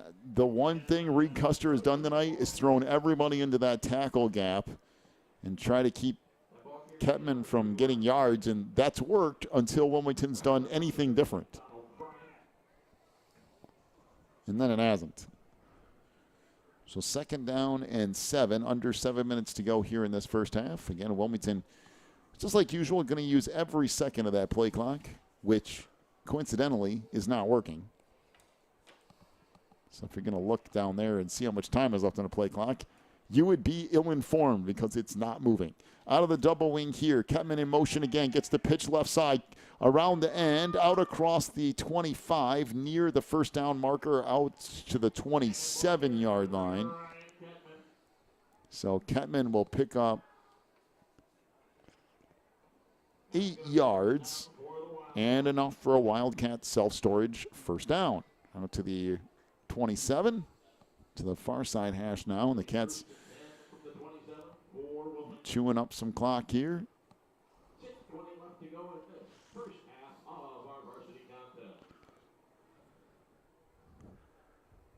So Billy Moore heads back out to that huddle.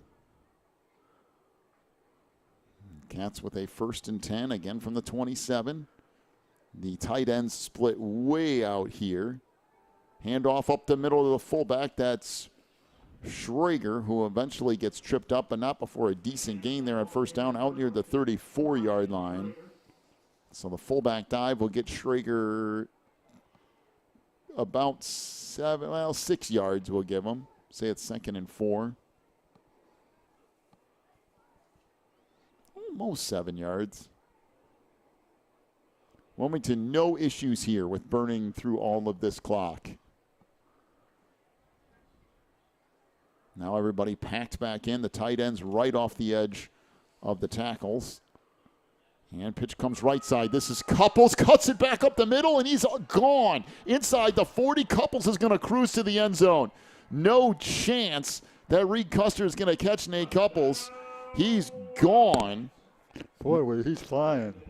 Made one move, a 66-yard touchdown run for Nate Couples, the 5'9", 170-pound senior, and Wilmington tacks on more points. Boy, that was one move back to the middle, and no one was going to catch Couples. He just put that, looked like in 2nd, 3rd gear, and just pulled right away from everybody. I didn't realize he was that fast. So extra point upcoming here. Kuipers to snap, Bryant to hold, and the kick is good from Evan Ostheim, and Wilmington leads it 41-6 with 5:11 to go here in the opening half. Take a break. Back with more Cats football after this on the Christian Internet Sports Network. If you're looking for more information on Wilmington Wildcats football, then check out the Catbackers every Wednesday at 7 at Tuffy's. Each week, Coach Reentz goes over game film, takes questions from the audience, and presents the Offensive and Defensive Player of the Week awards. Plus, you'll get to hang out with other Wildcat fans and get the inside scoop on next week's game. So be sure to check out the Catbackers every Wednesday at 7 at Tuffy's.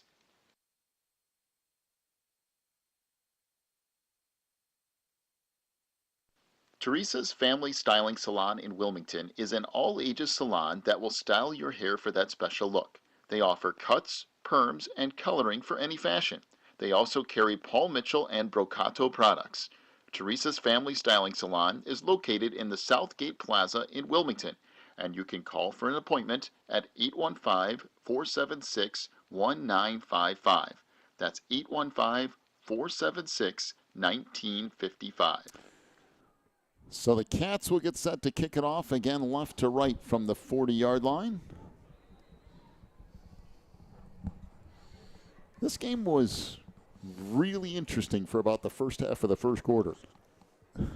And I mean that in every sense of the term. Both teams scored early. Reed Custer with an 80-yard touchdown pass. And since then, though, it's been all Wilmington. This returned out across the 20 to near the 23-yard line. 5:05 to go in this first half. And Wilmington leading at 41-6 here over Reed Custer. Sure to join us for our halftime show brought to you by Pro Real Estate at pro-homes.net. We'll have a look at your first half stats. I'll check the IHSA football scoreboard from Otakirk and Rhodes to get you set for the second half as well. That's the halftime show from Pro Real Estate coming up here in just a few minutes. Well, Reed Custer going to work right to left from their own 23 off that far side hash. And again, it's been tough sledding since that first 5 minutes or so of the first quarter. Two receivers to the near side, one to the far. Southwick out of the gun with Cook to his right.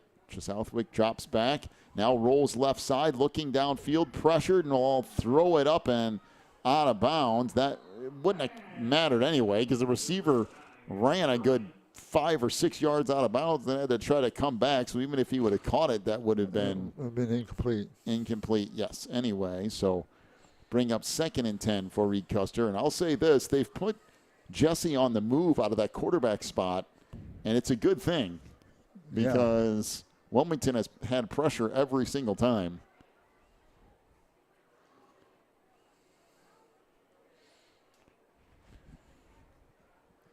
So 2 receivers to the near side, 1 to the far. Southwick with a back to his left. I believe that's still Cook.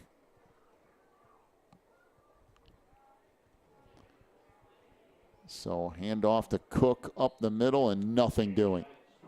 Olin there to immediately drop him. Zach tackles him after a gain of 2 yards. It'll bring up 3rd and 8 for Reed Custer. 4:45 and counting here in the second quarter. And again, if you give the ball back to Wilmington, they could conceivably score again and get the ball to start the second half. Wow. Again, a snowball. So 2 receivers to the near side, 1 to the far right in the middle of the field. Southwick on 3rd and 8 from the Reed Custer 25-yard line. Glances over to the sideline. And now we'll take that snap, drops back, pressured, rolls out to the left, fires. That's a good look. Caught out at the 34-yard line. That'll be enough for a first down. Caught by Caden Klein. That'll be a gain of 9 yards and a Reed Custer first down. Why, good positive play there for the Comets. They really needed one of those because it has been a rough second quarter for Reed Custer. Well, really the end of the first quarter, too, for that matter. 3:48 and counting. They've had 6 receptions, and Klein has had 5 of them. Yep, I believe every word of that. 2 receivers to the far side, 1 back to the near, off the near side hash as Reed Custer faces 1st and 10 from their own 34. Handoff up the middle. This is Cook bringing a couple of Wilmington defenders with him. He's a big guy, isn't he? Not across the 35 to the 38. Olin finally makes the stop. Cook will pick up 5 yards. It'll bring up 2nd and 5 for Reed Custer. He's a tough runner. Yeah, he really is. For Reed Custer, the best case scenario here is to use up the rest of the first half clock and have some sort of chance at getting some points at the end of the half. Down to 2:55 and counting. 2nd down and 5 from the Reed Custer 38. Almost the 39. Southwick takes the snap, drops back. Moran pressures him from the backside. The pass is incomplete. He just had to launch it for Caden Klein, and Billy Moore right with him in coverage step for step. It'll bring up 3rd and 5. Yeah, they hit him about in the shoulders when he was trying to pass the ball. So that knocked any chance of getting a completion out the window. It's been tough tonight for Southwick. I mean, he's done everything in his power. He's running around trying to make something happen, but between people chasing him and guys not getting open, it's been a rough night. He's carried the ball 7 times. So 2 receivers to the near side, 1 to the far, 3rd and 5 from the Reed Custer 39. There's a nice little seam out across the 40 to the 45 on the run for Cook. And he'll get tripped up, but not before a gain of almost 8 yards and a Reed Custer first down. And again, for the Comets, just keep the clock a-churning.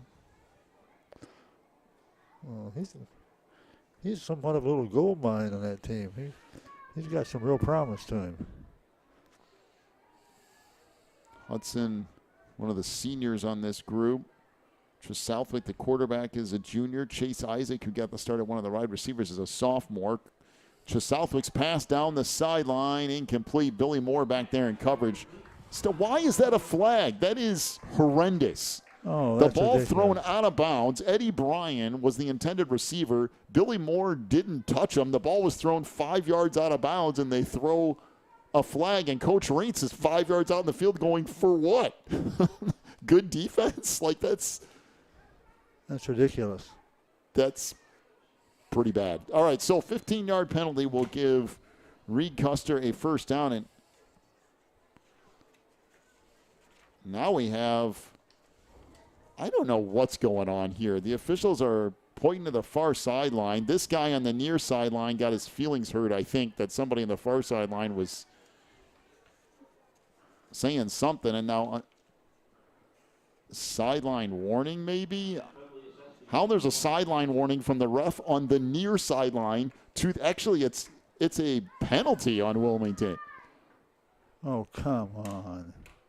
This near side official for sure has, I don't know what he's got going on, but he called a penalty from the near side sideline to the far side sideline off a pass interference call that was nowhere near being pass interference. That's insane. But in any case, Reed Custer will have it 1st and 10 at the Wilmington 23.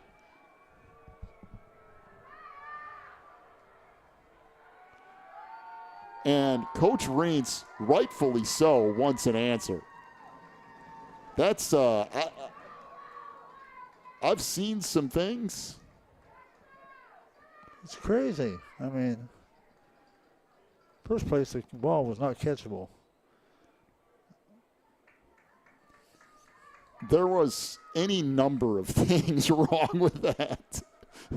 But Reed's getting his time, and that's sort of crazy. But in any case, the Cats are up 41-6. It gives the defense an opportunity to work on some things with the Comets deep in their territory. That's interesting. All right, so 2:13 left to go in the half. Let's get back to football here and get rid of all that stuff. So Southwick out of the gun from the Wilmington 23. Pass down the near sideline is incomplete, and no pass interference called on that one. With the ball 5 yards over the receiver's head out of the back of the end zone, and almost identical to the play before that was called pass interference. But, it'll bring up 2nd down and 10 for Reed Custer. Wait, was there another penalty? Oh. This is... So a hold on Wilmington will put it down to the Wilmington 13. And I don't know, but Mr. Reitz might be to the point where he's seen enough. Take his troops in. I think I'm about to the point where I've seen enough. So 1st and 10 for Reed Custer from the Wilmington. Where are we now? Where do they put the ball now? 13? They've gotten to like 60 yards in penalties or something in this drive. At least 50 in penalties. Handoff to Cook, and the Cats say no. Van Dyne just stacks that up for a loss on the play. That goes nowhere. Cook got the handoff, lost almost 4 yards. It'll bring up 2nd down, 13, close to 14. Mentz will rotate back in here. That was an interesting couple of minutes. A lot of it was just completely needless. There was none of that was needed. That was the word you need right there, needless. 2nd and 14 from the Wilmington 17-yard line. 2 receivers to the far side, 1 back to the near, and Southwick out of the gun. Drops back, looks left side, fires into the end zone, and that's going to be picked off. Picked off by Ryan Kettman, and that will end the drive that was aided by a good 50 yards in penalties. And the Cats will get the ball back at their own 20-yard line and restart things here.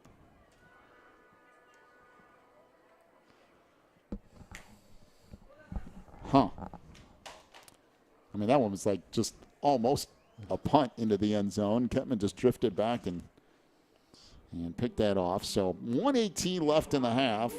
We'll see what the Cats elect to do here. I'm kind of intrigued by what Wilmington tries to do? Do you just do a couple of basic running plays and get out of here for the half, or do you try something? Maybe try something you don't usually try. I'd be good with that. Maybe one pass play or something just to see what happens. All right, out of the double wing here, it's Couples to one side and Ketman to the other. Ketman off the left side. He has another hole, and Ketman might go to the end zone again. He's getting chased inside the 30, inside the 20, 10, 5. Ketman into the end zone for a touchdown. 80-yard touchdown run. As Ketman drug a defender the last 10 yards into the end zone. And just like that, the Cats go 80 yards and put another touchdown on the board. Now, I will say, I don't know if that was Klein or who it was that caught him from behind, but that's the first time I've seen Ketman get caught from behind and just he couldn't tackle him. Ryan just drug him the last 5 yards into the end zone. Wow. I think that might have been Klein, but whoever it was closed in a hurry. And now the Cats ready to attempt the extra point here. And Bryant with the hold. The kick is good. And Wilmington leads it 48-6 with 1:04 to go in the half. What a crazy, like. I was just, wow. I was trying to work ahead of my stats. Now we're back in the hole again. That's just crazy. There are a lot of things that have happened in this first half. We'll take ourselves a timeout, come back with more after this. This is Wilmington Wildcats football on the Christian Internet Sports Network. Pro Real Estate is a family-owned business established in 1983. Its staff and sales agents work in all areas of real estate sales, from first-time homebuyers to experienced investors. Located at 506 South Water Street in Wilmington, clients are welcome to stop by to discuss their real estate needs or visit our website at pro-homes.net. For a private consultation, contact us at 815-476-7916.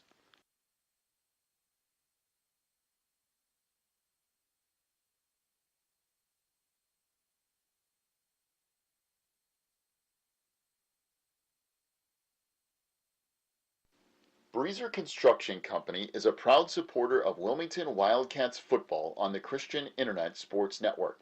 For over 40 years, Breezer Construction Company has led the way in providing quality construction to the industrial, utility, and pipeline industries.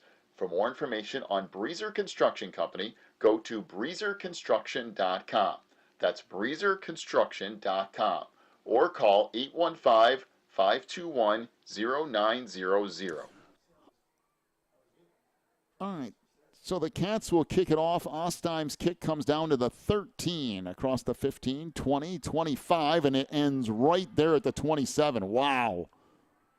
What a tackle made on that play. I believe that was Bly Bianchetta who just absolutely stopped the return in its tracks. So 58 seconds to go in the half. It's 48-6. Wilmington has the lead. By the way, they will get the ball to start the second half as well.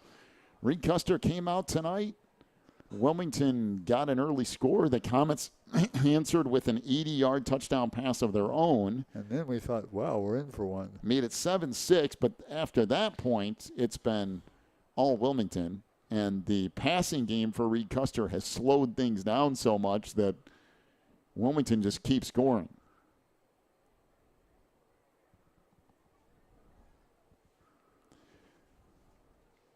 So we'll see what Reed Custer does here. 1st and 10 from their own 33. It is a direct snap up the middle. That goes nowhere. Olin in there along with Rink. I think that might have been Hudson Cook who picked up a yard. It was a direct snap. Nope, it was Vogler, Nathan Vogler, number 20 on the carry for Reed Custer off the direct snap. Gets a yard. The Comets, I think, will probably do that one more time and be willing to go to the locker room here.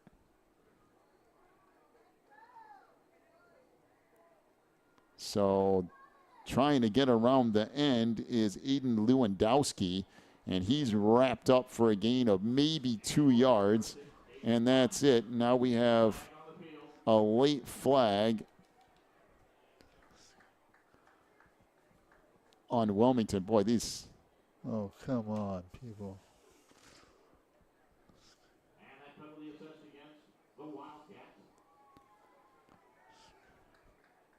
It's like unsportsmanlike conduct. I'm not sure. In any case, it's not really going to matter. It's the end of the half. I mean, Reed Custer will probably kick it off. Well, I'm not really sure here. There's 1 second left in the half. I mean, they assess the penalty now? They should assess the penalty, and Reed Custer will have to do one more play here, so it's not really ultimately going to matter at all unless the Comets, go 50-plus yards here. It's another 15-yard penalty on Wilmington. I mean, the Cats got to be 100 yards in penalties or something for the first half. I didn't keep them all. And that'll do it for the half. So the penalty literally doesn't mean anything as the clock runs. And we'll get to the half with Wilmington leading it 48-6 over Reed Custer. Take ourselves a timeout. We'll come into the halftime show. By the way, halftime show brought to you by Pro Real Estate at pro-homes.net. Big thank you to them for sponsoring each and every halftime show. Be back with that in just a moment as the Cats lead it 48-6 over Reed Custer. And we'll take this break. Warren's Collision Center is now at 860 Easy Street in Braidwood. They accept all insurance companies, and as always, customer service is their top priority. Contact Warren's Collision at 815-458-3300, stop by online at warrenscollision.com, or visit in person at 860 Easy Street in Braidwood. Warren's Collision Center is open from 8 a.m. to 5 p.m. Monday through Friday. Warren's Collision Center, where they care beyond the repair.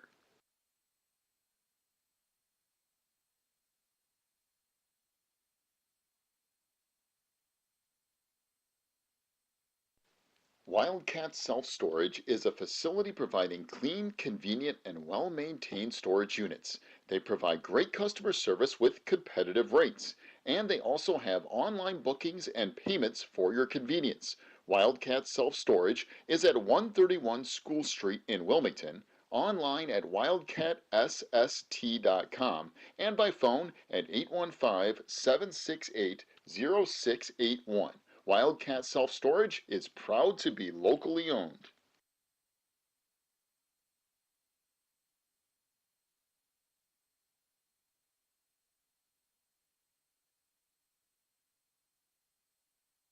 Riverfront Lanes in Wilmington is the place for fun with family and friends. They have leagues and open bowling along with all the extras like bumpers for the kids and cosmic bowling.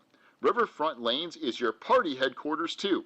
Whether it's a birthday, company outing, or fundraiser, they can take care of you. Visit riverfrontlanes.com for hours and more information, or stop by at 402 South Water Street in Wilmington. The attorneys and staff at Odekirk and Rhodes are here to help during your most stressful legal situations, including criminal cases, divorce, custody, personal injury, and more. Odekirk and Rhodes will be with you every step of the way with aggressive representation that results in positive outcomes. Call 815-306-4864, visit online at odekirklaw.com, or stop by any one of their locations in Joliet, Manteno, Morris, or Wilmington today. We're at the half. Wilmington leading at 48-6 over Reed Custer, a game that the Cats got a 7-0 lead. Reed Custer came right back with an 80-yard touchdown pass. But ever since that point, Wilmington has completely rolled in this game outside of a ton of penalty yards. I mean, there have been, I think, 2 pass interference penalties. That's 30 yards. There's been a sideline unsportsmanlike conduct called from the other sideline somehow. That's another 15-yard penalty. That's 45. Then you have another 15-yard unsportsmanlike conduct towards the end of that first half. That's 60. And I think there were at least 3 other penalties, maybe 4 in that first half. So you're looking at 85 yards in penalties in the first half for Wilmington. It hasn't mattered a whole lot on the scoreboard, but man, have there been a lot of penalties in this first half for the Cats. And I know something that Coach Reentz wants to see cleaned up a little bit. And yeah, there's a lot of stuff you could say about some things that should or shouldn't have been called, but the simple fact of the matter is it was called, and that added up to a lot of penalty yardage in that first half. So Wilmington leads at 48-6 over Reed Custer. This is the halftime show brought to you by Pro Real Estate and pro-homes.net, and also at 815-476-7916 as the Cats do lead it here at the half. By the way, we do have a full check of the IHSA football scoreboard from Odekirk and Rhodes coming up. We will get you set for the second half, too. We're working on getting your first half stats for you here momentarily. Boy, what a beautiful night for football. It's one of the few nights this year that we've had football-ish weather. Beautiful through the first 8 weeks of the season. And again, be sure in week 9, we got the big one coming up next week. It's Coal City and Wilmington, from Wilmington, to decide who the ICE Conference champion is, and maybe more importantly, to get that 8th win, because the way the playoff pairings are looking, you might need 8 wins to host in that first round, and of course that's where you want to be if you're either one of these teams. So that's a big one next week between Wilmington and Coal City. Of course, you want to finish things out here tonight, but it will be a running clock in the second half for Wilmington when they get set to take the field. We are about 14 minutes or so away from kickoff in our second half. We'll take another brief timeout. When we come back, we should have all your first half stats for you, and we'll have a full check of the IHSA football scoreboard from Odekirk and Rhodes. We'll do that after this brief timeout. This is the halftime show from Pro Real Estate at pro-homes.net and at 815-476-7916. Spins and Needles on Davie Lane is your local sewing shop in the Wilmington area. They specialize in sewing machine repairs and cleaning. Spins and Needles also has sewing supplies, quilt fabrics, sewing notions, and custom wind spinners. Stop by Spins and Needles at 614 Davie Lane in Wilmington from 10 to 4 Tuesday through Thursday, and Friday and Saturday from 10 to 3.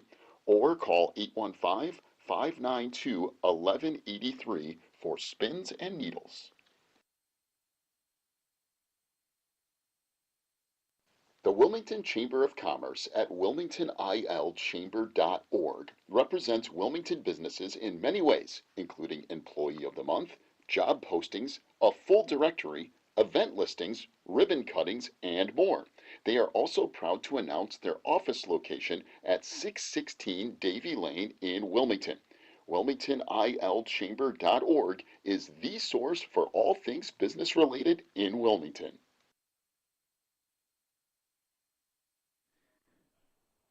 This is the halftime show brought to you by Pro Real Estate at pro-homes.net and also at 815-476-7916. Cats lead at 48-6 over Reed Custer. Working on finalizing your first half stat totals here in just a moment. The Reed Custer band done with their at least field portion of their halftime show. Now over here on the track, getting set to finish up with one more song.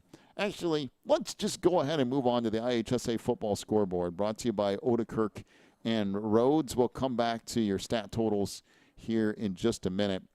Let's start in the Illinois Central 8. So you know how we said that Herscher going into this game was 5-2, Coal City 6-1, and maybe that 5-2 record might not translate to competing with Coal City tonight. It hasn't. Coal City is leading 42-0 that game in the second quarter. Mantino leading Piatone. There goes my prediction. I said Piatone was going to be a playoff team, and they need to come back. They're trailing Mantino 13-0 that game in the second quarter. And Dixon 51-0 at the half over Streator. That's the Illinois Central 8 scores. All right, move on to 3A. Byron, now again, we have said over the years that Byron is going to have maybe a game or two that they'll be pushed. This one tonight is not that game. Byron is leading 63-0 at the half. 63-0 at halftime over Rockford Lutheran. Now, granted, Rockford Lutheran is 0-7, but 63-0 is crazy. IC Catholic leads St. Viator 35-3 in the second quarter. Bloomington Central Catholic tied with Pontiac at 14. That game in the first quarter. Richmond Burton 21-0 over Marengo. That's at the half. Williamsville, by the way, Richmond Burton at 7-0. Marengo 6-1. That should be a pretty good matchup, and no problems so far for Richmond Burton. Williamsville 25-20 over Maroa Forsyth. That game is at the half. Bishop McNamara 27-0 over Chicago Hope tonight. I personally thought that was going to be a close game, but McNamara really has some stuff put together this year. They're up 27-0 on Hope. That's in the third. It's a battle of unbeatens there. Tolono Unity 41-0 over IVC. That game at the half. St. Mary's 23-0 over Belleville Altoff. That in the fourth quarter. All right. In 2A, Rock Ridge 34-0 over Monmouth Roseville. That game in the third quarter. Farmington 42-0 over Lewiston Cuba Spoon River. El Paso 28-0 over Clinton. That game in the second. By the way, St. Joe Ogden and Seneca locked in a good one. We said, okay, how good is Seneca? What does that look like? Right now, St. Joe Ogden leads Seneca 36-33. That game in the third quarter. Westville 28-0 over Hoopston. That's in the second. DuQuoin, the number 9 team in 2A, 21-3 over Nashville. And Tri-Valley 36-0 over Shelbyville. That game is at the half. All right. Other games from around this said area. Andrew 34-21 over DeKalb at the half. It's Aurora Christian 19, Wheaton 7. That's in the second quarter. Batavia 14-0 over St. Charles East in the second. Naz 21-0 over Bennett in the second. Bolingbrook at 5-2 up against Manuka, who's also 5-2. Bolingbrook leads at 7-0 over Manuka. That game in the first quarter.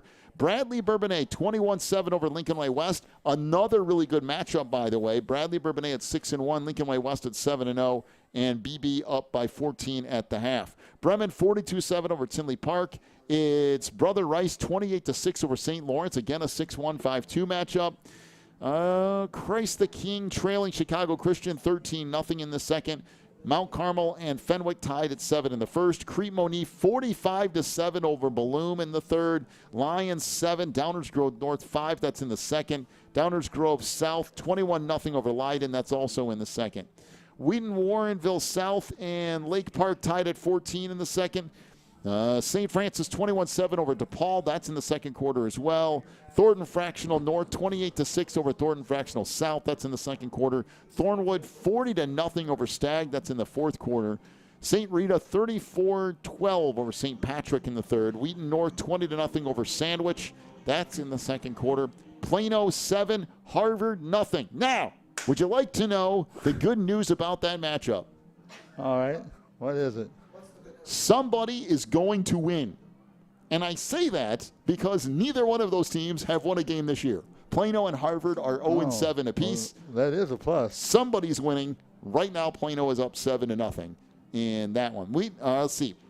Yorkville 14. Oh, man, I just skipped through everything. Yorkville 14, Plainfield North 7. That's at the half. Plainfield East 14-7 over Romeoville. That's in the second quarter. Oswego East 21-13 over Oswego. That's in the third. Oak Lawn 16, Eisenhower 14 in the second. What did I just do here? Hold on. Bear with me just a second. I don't know what I did. All right, let's see. Sandburg 10, Neuqua Valley 7 in the first. Morris, no problems with Sycamore tonight. By the way, Sycamore is 4-3. Morris is 7-0. Morris leads it 50-10 in the fourth quarter. Morris. So Morris still rolling. Montini 7, St. Ignatius nothing. That's in the second. Moments 27-6 over Watseka. That's in the second quarter. Marist 7, Marmion nothing in the first. Providence 24-7 over Marion Catholic. That's in the second. Carmel 35-14 over Loyola. That's in the third quarter. Lockport 21, Mattia Valley 14 at the half. It's Naperville North 14, Lincoln Way East nothing. Wait a minute. Whoa, hold on. Back up the train. We need to double check that score immediately. Naperville North leads Lincoln Way East 14-0 in the second quarter. Are we sure about this? Somebody needs to double check that score. I'm not saying it's wrong, but I'm saying we need to double check that score. Lincoln Way East is very seldom behind. Lincoln Way Central 17, Waubonsee Valley nothing. That's in the second. Richards 54-14 over Lamont in the fourth. LaSalle Peru 6, Canelan nothing. That game is at the half. Holy smokes, is this right? Kankakee leads Thornton 88-0. What? Kankakee leads Thornton Township 88-0 in the fourth quarter. That's what? Joliet West 17. Going crazy. Plainfield Central nothing. So Joliet West up there. Joliet Central trailing Plainfield South 35-0. Joliet Catholic, by the way, already won 49-0 over De La Salle. Think they'll make the playoffs? Hillcrest 22-8 over Oak Forest. Evanston 28. Deerfield nothing. And Dwight leads Warrensburg Latham 15-7. That game in the second quarter. All right, give me that again. So Naperville North is winning? All right, so Naperville North is winning going into the fourth quarter, 14-6 over Lincoln Way East. Now that would be Lincoln Way East. That would be a shocker. Like that's one that's there's a lot going on tonight. All right, so stick around because when we get to the fourth quarter, that's the one bit of excitement left to tonight is this scoreboard when we get back to it in the fourth quarter. By the way, the ICE scores again. Coal City 42-0 over Herscher. Wait, nope, make that 49-0 Coal City over Herscher. It's Mantino 13, Piatone 7. See, I told you, Piatone's going to be a playoff team. 13-7 in the third quarter. Mantino there. Dixon 51-0 over Streeter. That game is now in the third quarter. All right. I got to take a quick timeout. We still haven't gotten to the actual stats in the first half. We will do that in a minute. That is a full check of the IHSA football scoreboard brought to you by Odekirk and Rhodes. You 100% need to stick around for the fourth quarter because I don't know what that's going to be by the time we get back to it. All right.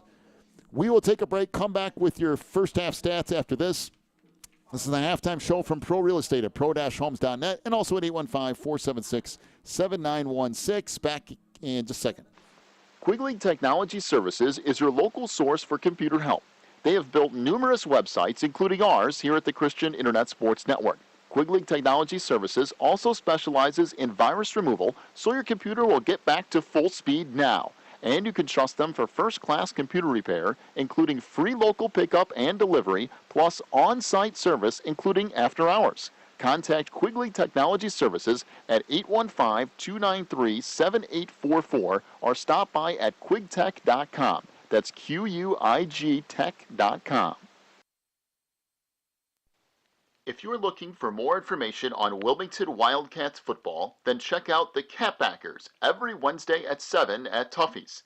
Each week, Coach Reentz goes over game film, takes questions from the audience, and presents the Offensive and Defensive Player of the Week awards. Plus, you'll get to hang out with other Wildcat fans and get the inside scoop on next week's game.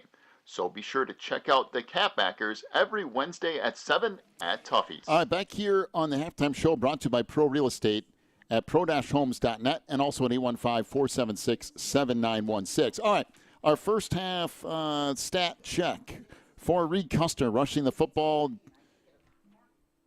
Jesse Tresouthwick, 7 carries for -1 yards. Caden Klein, 1 carry for -1 yard. Chris Budick had 1 carry for -1 yard. Hudson Cook, 7 carries for 31 yards in that first half. Nathan Vogler, 1 carry for 1 yard, and Aiden Lewandowski had 1 carry for 2 yards. In that first half, Reed Custer ran the ball 18 times for 30 yards. Through the air, Jesse Tresouthwick, 6 of 15 for 115 yards, 1 touchdown, and an interception. Caden Klein, 5 receptions for 100 yards and a touchdown, although one of those receptions was an 80-yard touchdown. And Eddie Bryan, 1 reception for 7 yards in that first half. So again, Jesse Southwick, 6 of 15, 115 yards, 1 touchdown, and interception, 145 yards of offense for Reed Custer in that first half. For Wilmington, rushing the football, Billy Moore ran the ball 3 times for 81 yards and 2 touchdowns. Ryan Kettman, 8 rushing attempts, 136 yards, and 3 touchdowns in the first half. Nate Couples, 1 rush for 66 yards and a touchdown. Hunter Kachuk, 1 rush for 37 yards and a touchdown. Ryan Schrager, 4 carries for 23 yards. Wilmington in the first half, 17 rushes, 386 yards, and 7 touchdowns. That's crazy. That is kind of crazy. 17 rushes. All right, so Wilmington outgained Reed Custer 386 to 145 in the first half, and 80 of that was on 1 play for the Comet. All right, let's take a break. We'll come back. We'll get to your second half kickoff in just a moment. Wilmington will receive. This has been the Halftime Show brought to you by Pro Real Estate at pro-homes.net and also at 815-476-7916. Back in a moment. Teresa's Family Styling Salon in Wilmington is an all-ages salon that will style your hair for that special look. They offer cuts, perms, and coloring for any fashion. They also carry Paul Mitchell and Brocato products. Teresa's Family Styling Salon is located in the Southgate Plaza in Wilmington, and you can call for an appointment at 815-476-1955. That's 815-476-1955. Pro Real Estate is a family-owned business established in 1983. Its staff and sales agents work in all areas of real estate sales, from first-time homebuyers to experienced investors. Located at 506 South Water Street in Wilmington, clients are welcome to stop by to discuss their real estate needs or visit our website at pro-homes.net. For a private consultation, contact us at 815-476-7916.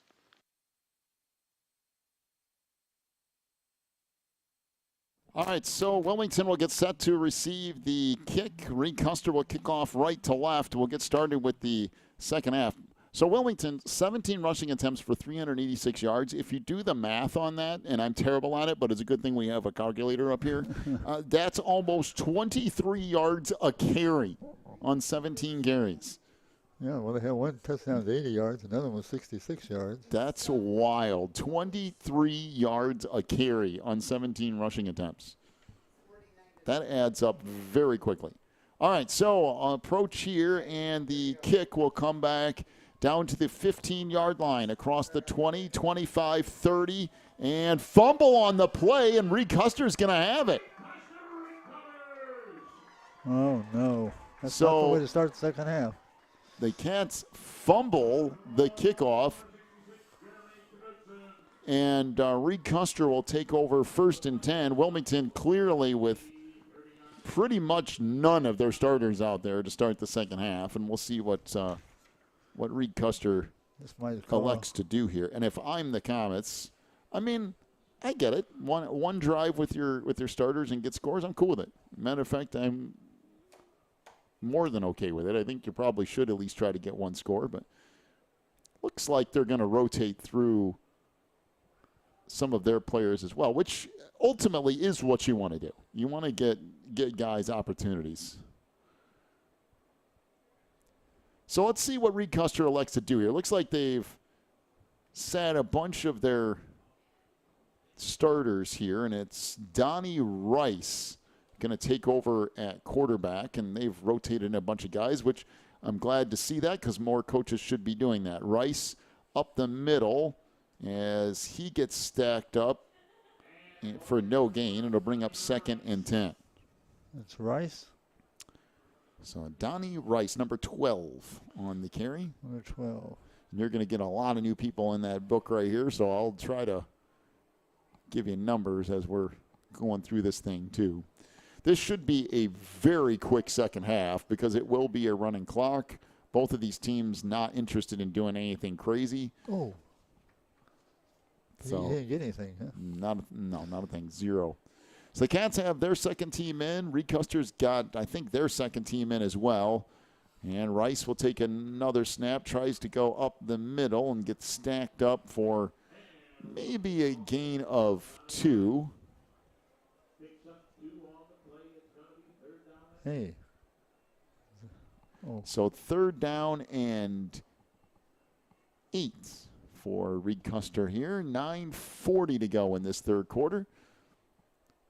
I do like this, though. Yeah. The Comets shuttling in a bunch of people and getting pretty much everyone on this roster some playing time, which not a lot of coaches will do anymore. So, again, direct snap to Rice up the middle. That's not going to go anywhere. Matter of fact, he's picked up and thrown backwards by Bly Bianchetta. And it will bring up 4th down and 10 for Reed Custer.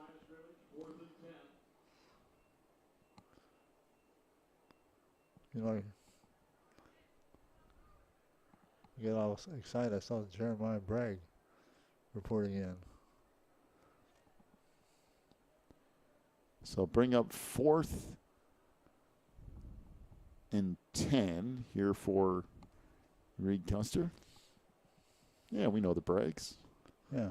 So direct snap back to the running back, I believe, trying to get the edge. And, boy, that's really good pursuit from Jay Nevels. I mean, he closed in a hurry. And the back having a little bit of trouble getting up here. It'll be a gain of 4 yards. Actually, a pretty good run off the edge, but Nevels just got there so quick. So it'll be turned over on downs back to Wilmington here. Do we have a name for that guy? I don't. I can't. He's surrounded by people at the moment.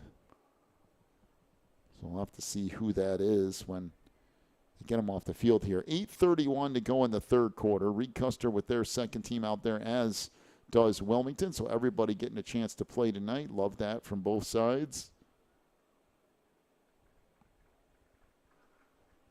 Let's see if that's... The front of those jerseys are almost impossible to see anything. Might be Aiden Brown. It's going to be Aiden Brown. I think it is. Gained about 4 yards, and we'll go over on downs to Wilmington here. So the Cats with their 2nd team as well. Bryson Mentz out there. He'll take over calling signals tonight for the Cats.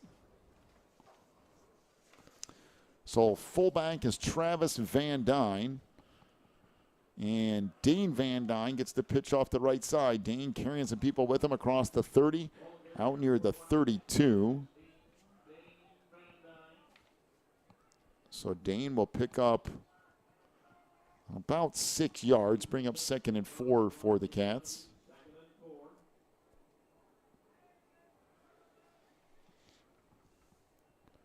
So again, be sure to join us next week. Coal City comes to town. Oh, boy. For a battle of Well, 2 7-1 teams. It will decide the conference championship, and it will decide seeding in the playoffs. That is a huge game set for week 9. And Wilmington will be rocking next week. 2nd and 4 from the Wilmington 32-yard line off the near side hash. Dane Van Dyne with the run again off the right side. Big hole. Dane might go to the end zone. Dane breaks free, and he is going to go to the end zone. Touchdown, Wilmington. That is a 68-yard touchdown run for Dane Van Dyne. How many yards? 68-yard touchdown run. Wilmington Wow. up 54-6 pending the extra point here. You realize you've just increased the yards per carry? Yes. Yes, I do realize that. There's the yards per carry tonight is just wildly insane. So Bryant to hold, and kick here is no good. It's a left foot kicker. Yeah, I had him before. Aiden Davis. Aiden Davis misses wide right, but he will take over kicking duties here. Cats lead it 54-6, 7:14 to go in the third quarter. Back with more Cats football after this. Breezer Construction Company is a proud supporter of Wilmington Wildcats football on the Christian Internet Sports Network. For over 40 years, Breezer Construction Company has led the way in providing quality construction to the industrial, utility, and pipeline industries. For more information on Breezer Construction Company, go to breezerconstruction.com. That's breezerconstruction.com. Or call 815-521-0900. Warren's Collision Center is now at 860 Easy Street in Braidwood. They accept all insurance companies, and as always, customer service is their top priority. Contact Warren's Collision at 815-458-3300, stop by online at warrenscollision.com, or visit in person at 860 Easy Street in Braidwood. Warren's Collision Center is open from 8 a.m. to 5 p.m. Monday through Friday. Warren's Collision Center, where they care beyond the repair. So Wilmington will kick it off left to right. And Reed Custer will get set to return it here.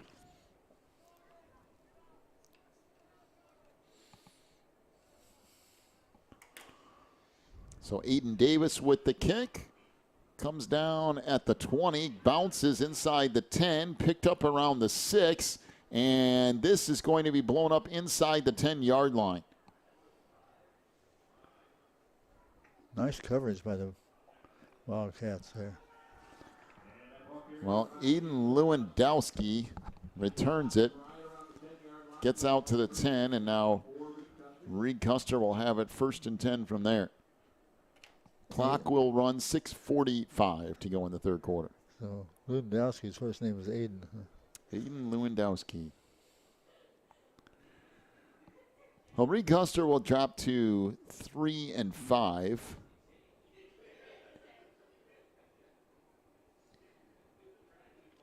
But the comments, I think, if you ask, most people here are pointed in the right direction. And they're taking some steps forward. And it looks like the lower levels are pretty solid too. So, if they can keep somebody on staff for a while, that's the other thing. I mean, the Comets definitely have the facilities. Just trying to work on getting things back where they would like it to be. This is off the left side, not a whole lot doing there.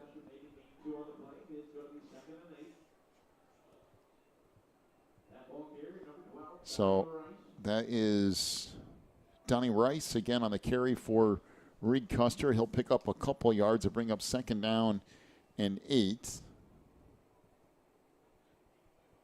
Again, both teams here have gone complete second units in the second half. Yeah, and the running clock, that's what they should do too. Let the young guys have some chance to rattle some helmets a little and get the feel of the game. Direct snap to Lewandowski, trying to get the edge. Gets tripped up out near the 1st down marker, out around the 19 or so. Good run from Aiden Lewandowski. He will pick up about 6 yards and will set Reed Custer up with a 3rd and 2 from their own 17, almost the 18.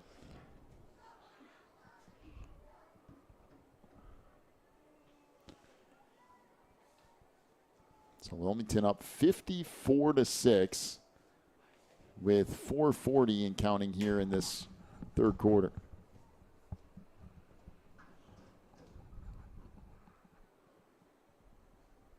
So again, that 2-back set where they snap it to one of the 2 guys out of the shotgun here.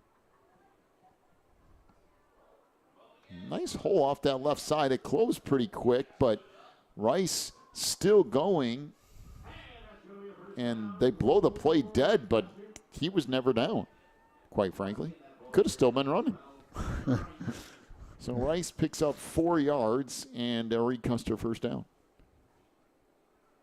They never did tackle him. Guess they just said his forward progress was stopped.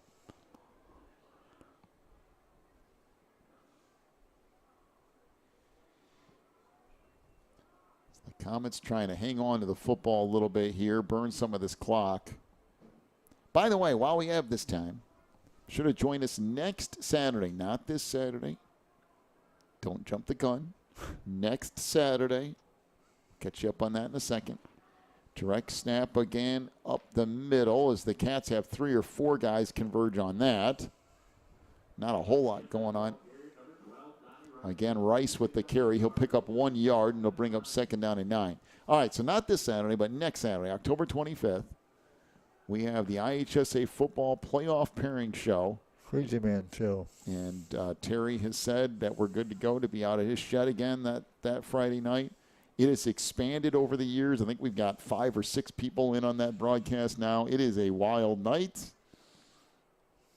You never know what's going to happen on the playoff pairing show, and you get that in a little over a week. Not tomorrow, but a week from tomorrow. Direct snap back. Now trying to get the edge as Lewandowski. He does. Finally thrown out of bounds across the 30 near the 33. Colin Van Dyne makes the tackle. And Lewandowski will pick up 10 yards and a Comet first down. Down to 2:20 and counting here in this third quarter.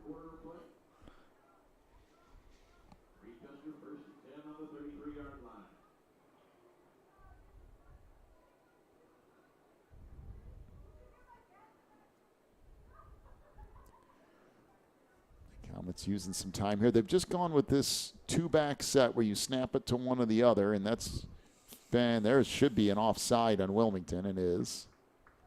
Somebody on that defensive line jumped early. Could have been David Castillo-Nice, the 6'3", 291-pound junior, but somebody in the middle. I think it was either him or Sam Payne.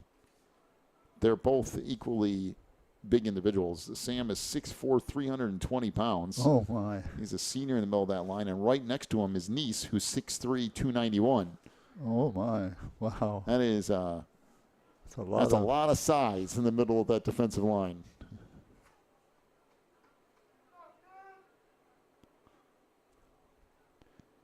So 1:15 and counting here in the third quarter. 1st and 5 for Reed Custer. And snap, I don't think it got back there. Or did it? Maybe to the short back? Must have been to Braden Hartley, who was lined up just behind the center and to the right of him. That's a sneaky little play. Braden Harden. And number 31, Braden Hartley, who gets the quick snap there. Bring up 2nd and 5. Those 2 backs, set up 6 or 7 yards off the line of scrimmage, and Braden was just right behind the center, just to the right of the center, and they just snapped it right to him instead. Little short snap. Now direct snap to Rice. Try to go up the middle and right in where those 2 bodies are for Wilmington. And it was the door closed, so to speak. Now Cats rotate a bunch of people in and out here. It'll be 3rd down and 4. And we'll bring it to the end of the third quarter. All right. Cats lead it 54-6 over Reed Custer. Take a break, come back with the fourth quarter in a moment on the Christian Internet Sports Network. Wildcat Self-Storage is a facility providing clean, convenient, and well-maintained storage units. They provide great customer service with competitive rates, and they also have online bookings and payments for your convenience. Wildcat Self-Storage is at 131 School Street in Wilmington, online at wildcatsst.com, and by phone at 815-768-0681. Wildcat Self-Storage is proud to be locally owned. Riverfront Lanes in Wilmington is the place for fun with family and friends. They have leagues and open bowling along with all the extras like bumpers for the kids and cosmic bowling. Riverfront Lanes is your party headquarters too. Whether it's a birthday, company outing, or fundraiser, they can take care of you. Visit riverfrontlanes.com for hours and more information, or stop by at 402 South Water Street in Wilmington. The attorneys and staff at Odekirk and Rhodes are here to help during your most stressful legal situations, including criminal cases, divorce, custody, personal injury, and more. Odekirk and Rhodes will be with you every step of the way with aggressive representation that results in positive outcomes. Call 815-306-4864, visit online at odekirklaw.com, or stop by any one of their locations in Joliet, Manteno, Morris, or Wilmington today. So on 3rd and 5, the Cats stack everything up for a loss of about 4 yards. So Aiden Brown, number 26 on the carry for Reed Custer. He'll lose 3 yards. It'll bring up 4th down and about 7 with 11:30 to go here in the 4th quarter. We'll see what Reed Custer elects to do. Looks like they're just going to... Did Aiden get 4? He lost 3 yards. And direct snap back, and this is going to lose more yardage. Back to the 30-yard line. That's a loss of about 5 more. Wilmington all over that. And again, it's Eden Brown on the carry.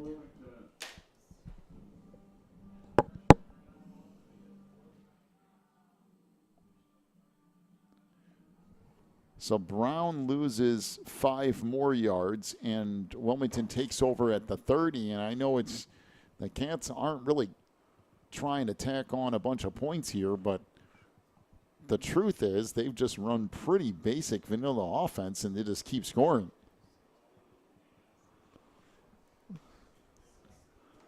So 10:30 and counting.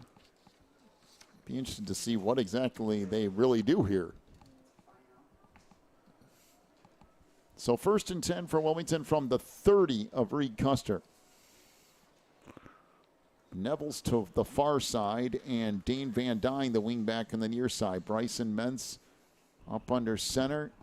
Underneath it comes to the fullback. That's Travis Van Dyne trying to push the ball up the middle. Gets a couple of yards to bring up 2nd down and 8. Stop made on the play by Eden Schultz.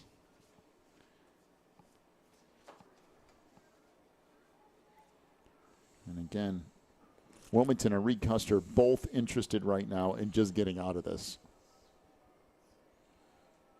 Let that clock run, do the minimum amount of plays possible, get everybody out healthy, and move on.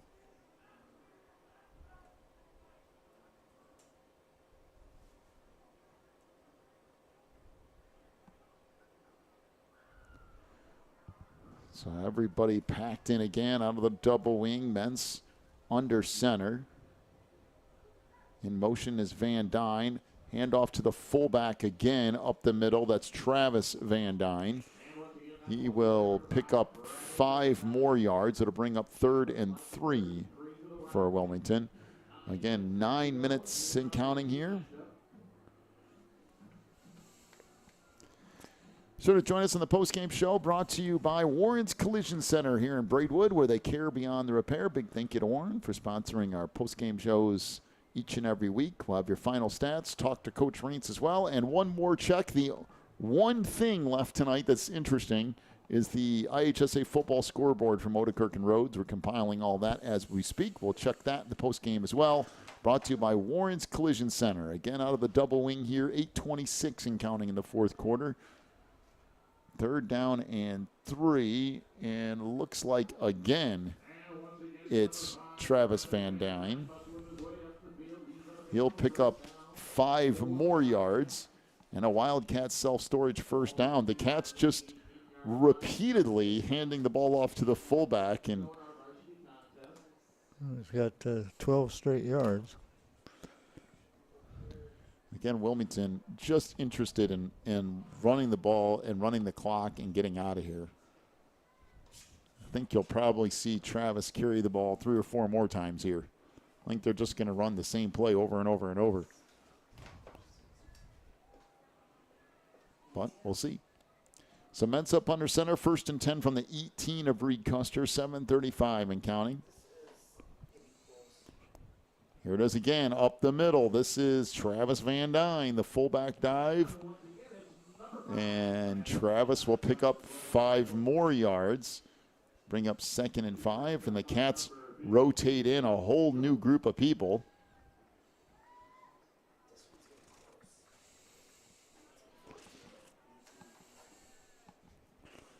By the way, Mantino and Piatone getting really close. 19-14 in the 4th quarter. Telling you, Piatone is a playoff team. But in order to be a playoff team, you're staking your reputation on it. In order to be a playoff team, they have to win that game. And they're trailing 19-14 in the 4th quarter. I'm sticking with it. I made a prediction. I'm sticking with it. Tiandre Hollingsworth, by the way, the new fullback. He'll probably get a few carries here. It is Tiandre up the middle, inside the 10, down to the 5. And Hollingsworth down to about the 4-yard line. Oh, wait, whoa. Who is this guy? So Tiandre Hollingsworth, number 10, will pick up 10 yards. And Reed Custer's got a player down. Oh, no. With 6:15 to go. I don't think it's anything serious. It's trying to walk off the field under his own power. It's a trainer out there to meet him. Looks like he's jogging off now.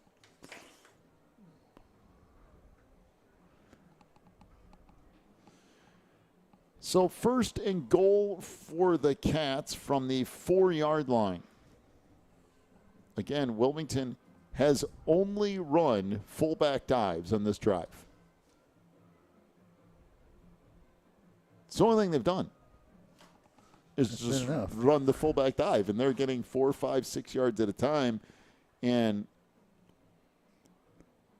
now the officials are getting together, and I think Coach Raines went out there and said, listen, I'm not interested in, just continually scoring here. Like, what are we – but I don't really know what else you do. There's 6 minutes left in the game. You're on the 4-yard line, and you've just run the same play repeatedly, and it just keeps working. So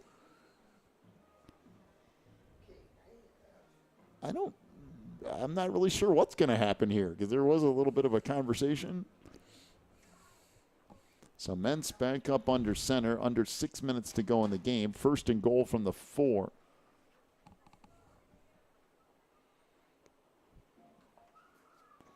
Cats just taking every second off that clock.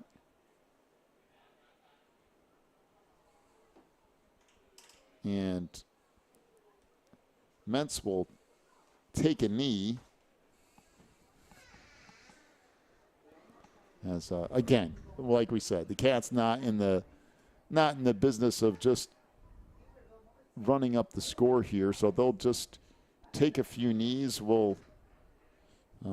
Then we'll move on. So Wilmington will move to 7-1 on the year. Coal City is also going to be 7-1, and that's going to set up a massive showdown next week in Wilmington between the Kohlers and the Wildcats. By the way, 6:45 roughly the start time of that game here on the network. So you can be sure to join us here. We should also be on the district YouTube page as well over the top of that video. So any way you choose to join us, we'll be here for you next week. Mentz is going to take a couple more knees, and then Reed Custer will take over on offense. Be sure to stick around for the post-game show brought to you by Warren's Collision Center, where they care beyond the repair, right here in Braidwood. Big thank you to Warren. We'll have a full check of your final stats. We'll look at the IHSA football scoreboard brought to you by Odekirk and Rhodes, and we'll talk to Coach Raines as well. We get to the 4th quarter, or end of the 4th quarter here, and get to the post-game show brought to you by Warren's Collision Center. We're down to 4 minutes and counting here.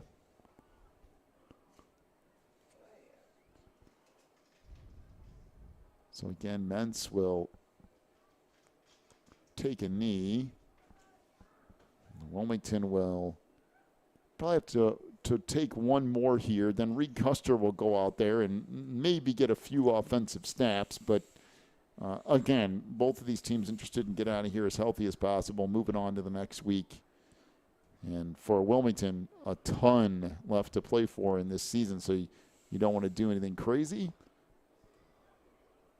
Cats need to go into week 9 healthy against Coal City. Reed Custer wants to close out the season strong. They will be 3-5, try to get to their 4th win next week.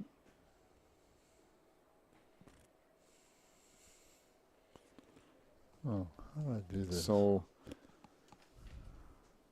Mentz will take one more knee, and it will rotate over to Reed Custer here. We'll see what the comments elect to do. Comments will have to send out their offense here. There's still going to be a good 2 minutes left in this game or so.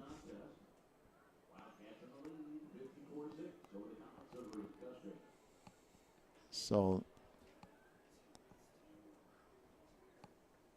looks like both teams, I'm not really sure. Custer can probably run a handful of plays here if they elect to do so. Back at their own 10-yard line. Be interesting. I haven't seen any teams in this sort of scenario in a while where the Cats are just trying to take a knee and not trying to score anymore. The Comets obviously have had their second team in the entire second half as well, which, again, I greatly appreciate because I think that's how you grow things. That's how you get teams better and how you get kids that want to play, is they need to get out on the field when they have the opportunity, and appreciate that from Reed Custer as well. The Comets themselves might just take a knee. And again, both sides have decided, I think, that there's been enough tonight. All right, so Reed Custer will have to take one more knee, and this game will come to a close. Wilmington's going to win it 54-6 tonight over Reed Custer. Send the Cats to 7-1 on the year and set up a huge game next week with Coal City. Again, 6:45 broadcast time here on the network. Reed Custer's going to need to take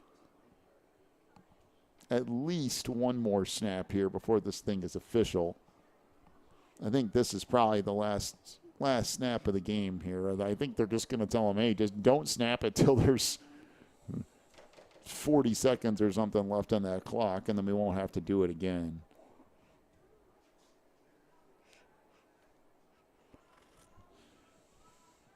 So there's the last snap of the game, and the final is going to be 54-6. Wilmington gets the win here over Reed Custer. Welcome into the postgame show, brought to you by Warren's Collision Center, where they care beyond the repair. Big thank you to Warren. Take a break, come back with your final stats. We'll talk to Coach Reintz as well and have a full check of the IHSA football scoreboard, brought to you by Odekirk and Rhodes. We'll do all that after this on the Christian Internet Sports Network.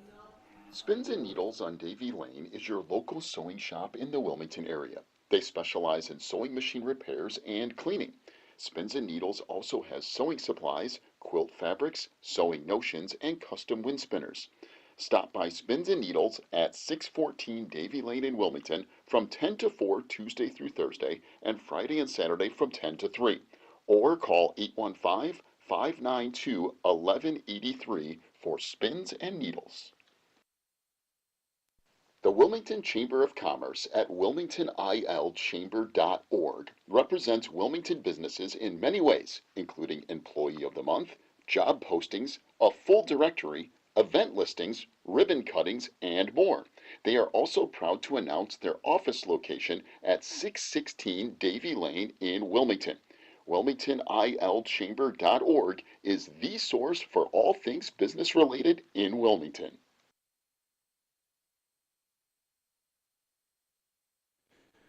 Welcome into the postgame show here, brought to you by Warren's Collision Center, where they care beyond the repair. 815-458-3300 for Warren's. While we get into this, we'll talk to Coach Reintz in just a few minutes. Let's go straight to our scoreboard check. By the way, Wilmington beats Reed Custer tonight, 54-6. Let's take one more look at the IHSA football scoreboard, brought to you by Odekirk and Rhodes. We'll start with the Illinois Central 8. Coal City 56-0 over Herscher tonight. The Kohlers, no problem with the Tigers. Mantino leads Piatone 19-14, that game in the fourth quarter. Wait, we have an adjustment to that. See, I told you, you questioned me. Everyone questioned me, and Piatone now leads Mantino 20-19. That game in the fourth quarter. So Piatone trying to come back and get a win and get to what would be 4-4. Mantino would also be 4-4. Dixon 65-0 over Streeter tonight. Down in the 3A side of things, Byron 63-0 over Rockford Lutheran at the half. IC Catholic 35-3 over St. Viator in the second quarter. Bloomington Central Catholic tied with Pontiac at 14. Richmond Burton, it's a final now, 42-13 over Marengo. That's a final. Richmond Burton, no problems in Marengo. Williamsville 39-20 over Maroa Forsyth. That's in the fourth quarter. Bishop McNamara is still up big on Chicago Hope. That's 27-7 in the fourth quarter. Tolono Unity 41, IVC nothing. That's at the half. St. Mary's 23-0 over Belleville Altoff, that game in the fourth quarter. In 2A, Rockridge 34-0 over Monmouth Roseville in the third. A final, Farmington 42-0 over Lewiston Cuba Spoon River. El Paso Gridley 28-0 over Clinton in the second. Seneca comes back and beats St. Joseph Ogden 39-36 is the final. Seneca with the win and stays unbeaten at 7-0. They get the win over St. Joe Ogden. Westville 59-0 over Hoopston tonight. That is a final. DuQuoin 21, Nashville 3 in the third. And another final, Tri-Valley 50-6 over Shelbyville. Other scores, Aurora Christian 19-7 over Wheaton Academy in the second quarter. Naz 21-0 over Bennett in the second. It's Bolingbrook 27-6 over Manuka in the third quarter. So Lincoln Way East loses to Naperville North tonight, 14-6. Wow. Didn't think I'd see that one coming. So Naperville North beats Lincoln Way East tonight, 14-6.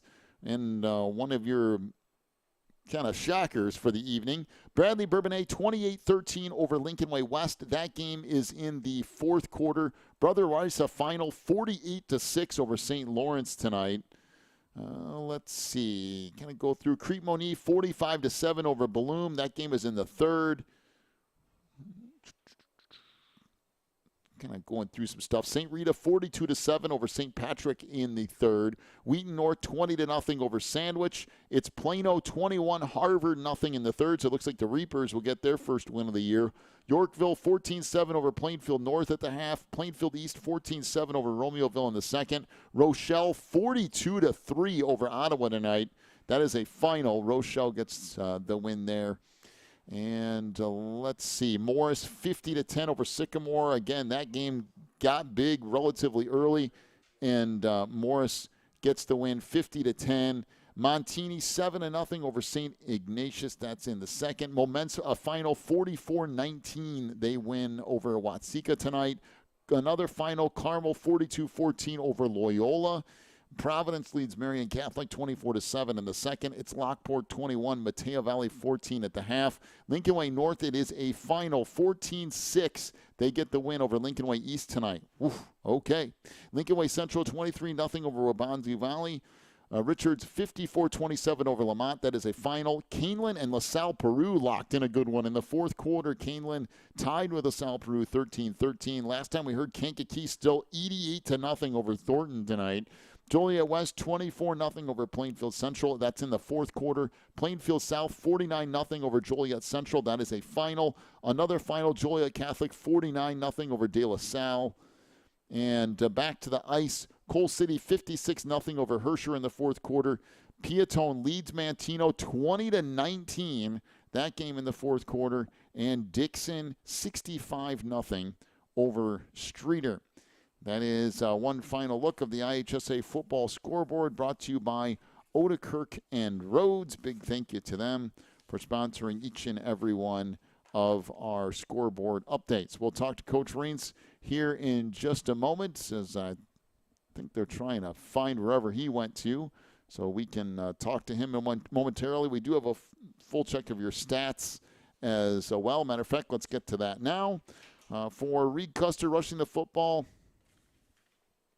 Jesse Tresalthic, 7 rushing attempts for -1 yard. Caden Klein, 1 rushing attempt for -1 yard. Chris Budick, 1 rushing attempt for -1 yard. Hudson Cook ran the ball 7 times for 31 yards. Nathan Vogler, 1 carry for 1 yard. Aiden Lewandowski, 2 carries for 12 yards. Donnie Rice ran the ball 5 times for 7 yards. Aiden Brown, 3 carries for -3 yards. And Braden Hartley, 1 carry for 2 yards. Reed Custer, 27 rushing attempts for 46 yards. Jesse Tresalthic, 6 of 15 tonight for 115 yards passing, 1 touchdown, and a couple of interceptions. Caden Klein, 5 receptions for 108 yards and a touchdown. 80 yards of those was on 1 touchdown pass early in the first quarter. And Eddie Bryan, 1 reception for 7 yards. That is 161 yards of total offense for Reed Custer. So the Comets finished with 161. For Wilmington, rushing the football, Billy Moore, 5 rushing attempts for 81 yards and 2 touchdowns. Ryan Kettman, 8 carries for 136 yards and 3 touchdowns tonight. Travis Van Dyne, 4 carries for 17 yards. Teandre Hollingsworth, 1 carry for 10 yards.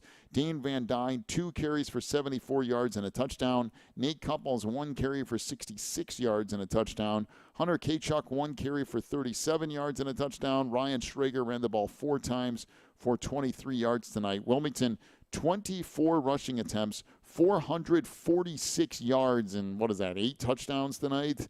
Let's see. So if we look at 446,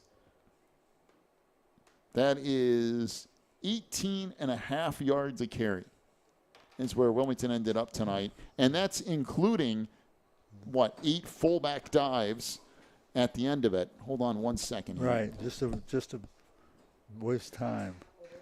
Kind of run the clock down a little bit. We ended up with the Cats with a ton of yardage on the ground, and a matter of fact, a whole bunch of yards per carry as well. As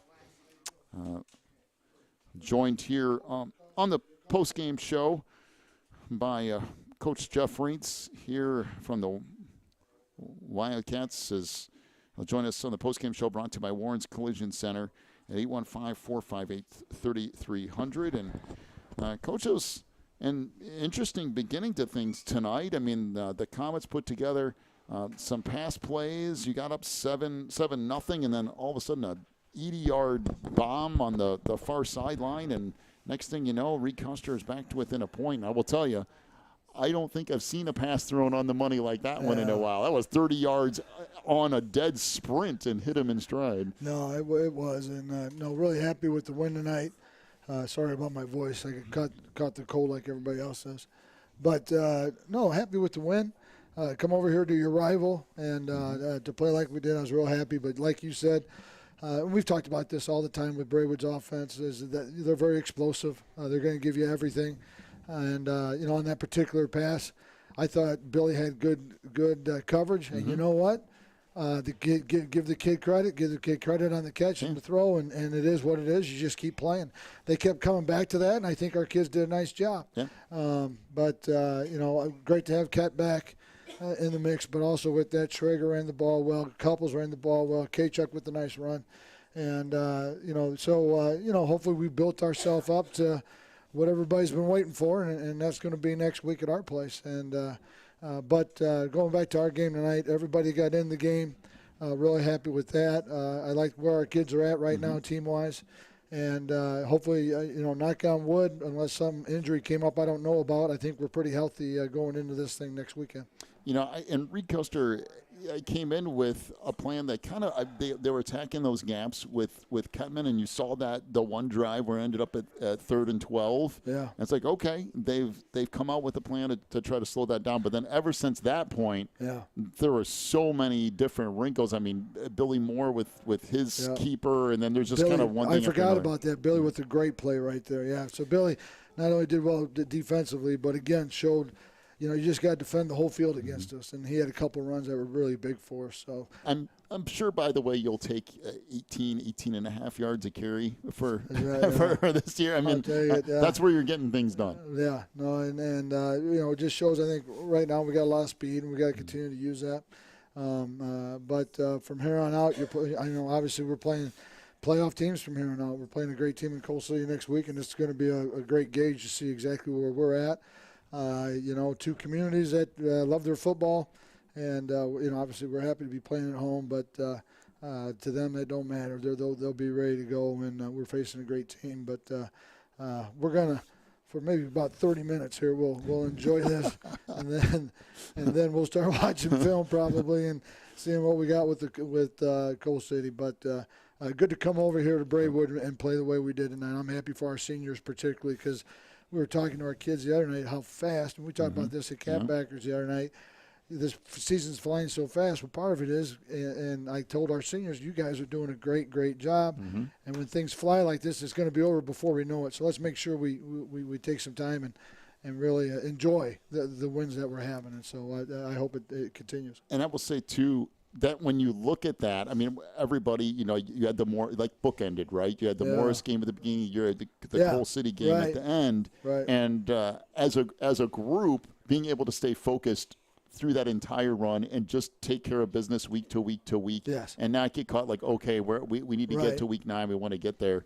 But, I mean, your team has done an excellent job of just executing every single week. And that's something that we try to do is not take a step back and continue to try to get better. And then the ultimate test comes next week. Did we do that enough? And so, no, I love the kids and how they've stayed focused and how they're doing. I think we're playing really good football right now. I think, defensively, Moran, I thought, had another good game for us. And him and Holman, and we were chasing the quarterback. We got some pressure on him. And Logan Van Dyne, another good night. So, we're excited. We're excited about next week. It's our senior night next week. And so that'll just add to it. But, hey, for tonight, we're really happy, and we'll see what goes on from there. All right, Coach, congratulations on another win, and we'll do it again next week against Coal City. Yeah, I want to say hi. My mom and dad couldn't come to the game tonight, so I just wanted to say hi to them. I'm sure my mom's listening. So, hi, Mom. I'll call you soon. All right, Coach, thank you. Coach Jeff French joining us here on the postgame show, brought to you by Warren's Collision Center, where they care beyond the repair. 815-458-3300. Cats win it tonight, 54-6 over Reed Custer. Wilmington ends up at 7-1 going into week 9. And my goodness, what? Mantino's back in the lead, 25-20 over Piatone. Just when I was so confident. I was so confident that the Piatone Blue Devils were going to get back in the playoffs. And is there any time left? Okay, 2.5 minutes left. And Piatone will have one more shot. It was 52-6. I was going to say 88-0 sounds crazy. So Kankakee scores actually 52-6. I mean, it's still lopsided, but 52-6 there. Okay, Coal City up 56-7 on Herscher tonight, and that'll be a huge game next week. Couple of 7-1 teams. All right, we're gonna wrap things up here from Reed Custer. Have any more groundbreaking thoughts before we wrap things up? I just hoping you'd get your final bid in on the win. Come on, I thought for sure Piatone had that game won, and now all of a sudden it's back to 25-20. Well, who knows? There's still 2 minutes left. There's still a possibility. And we had a whole bunch of fun watching the guys playing tonight. Man, 66-yard touchdown, 80-yard touchdown. Yeah, 18 yards of carry will get it done. All right, Wilmington wins it 54-6 over Reed Custer. We'll see you next week, 6:45 broadcast time. Wilmington and Coal City, it's finally here, the Week 9 showdown.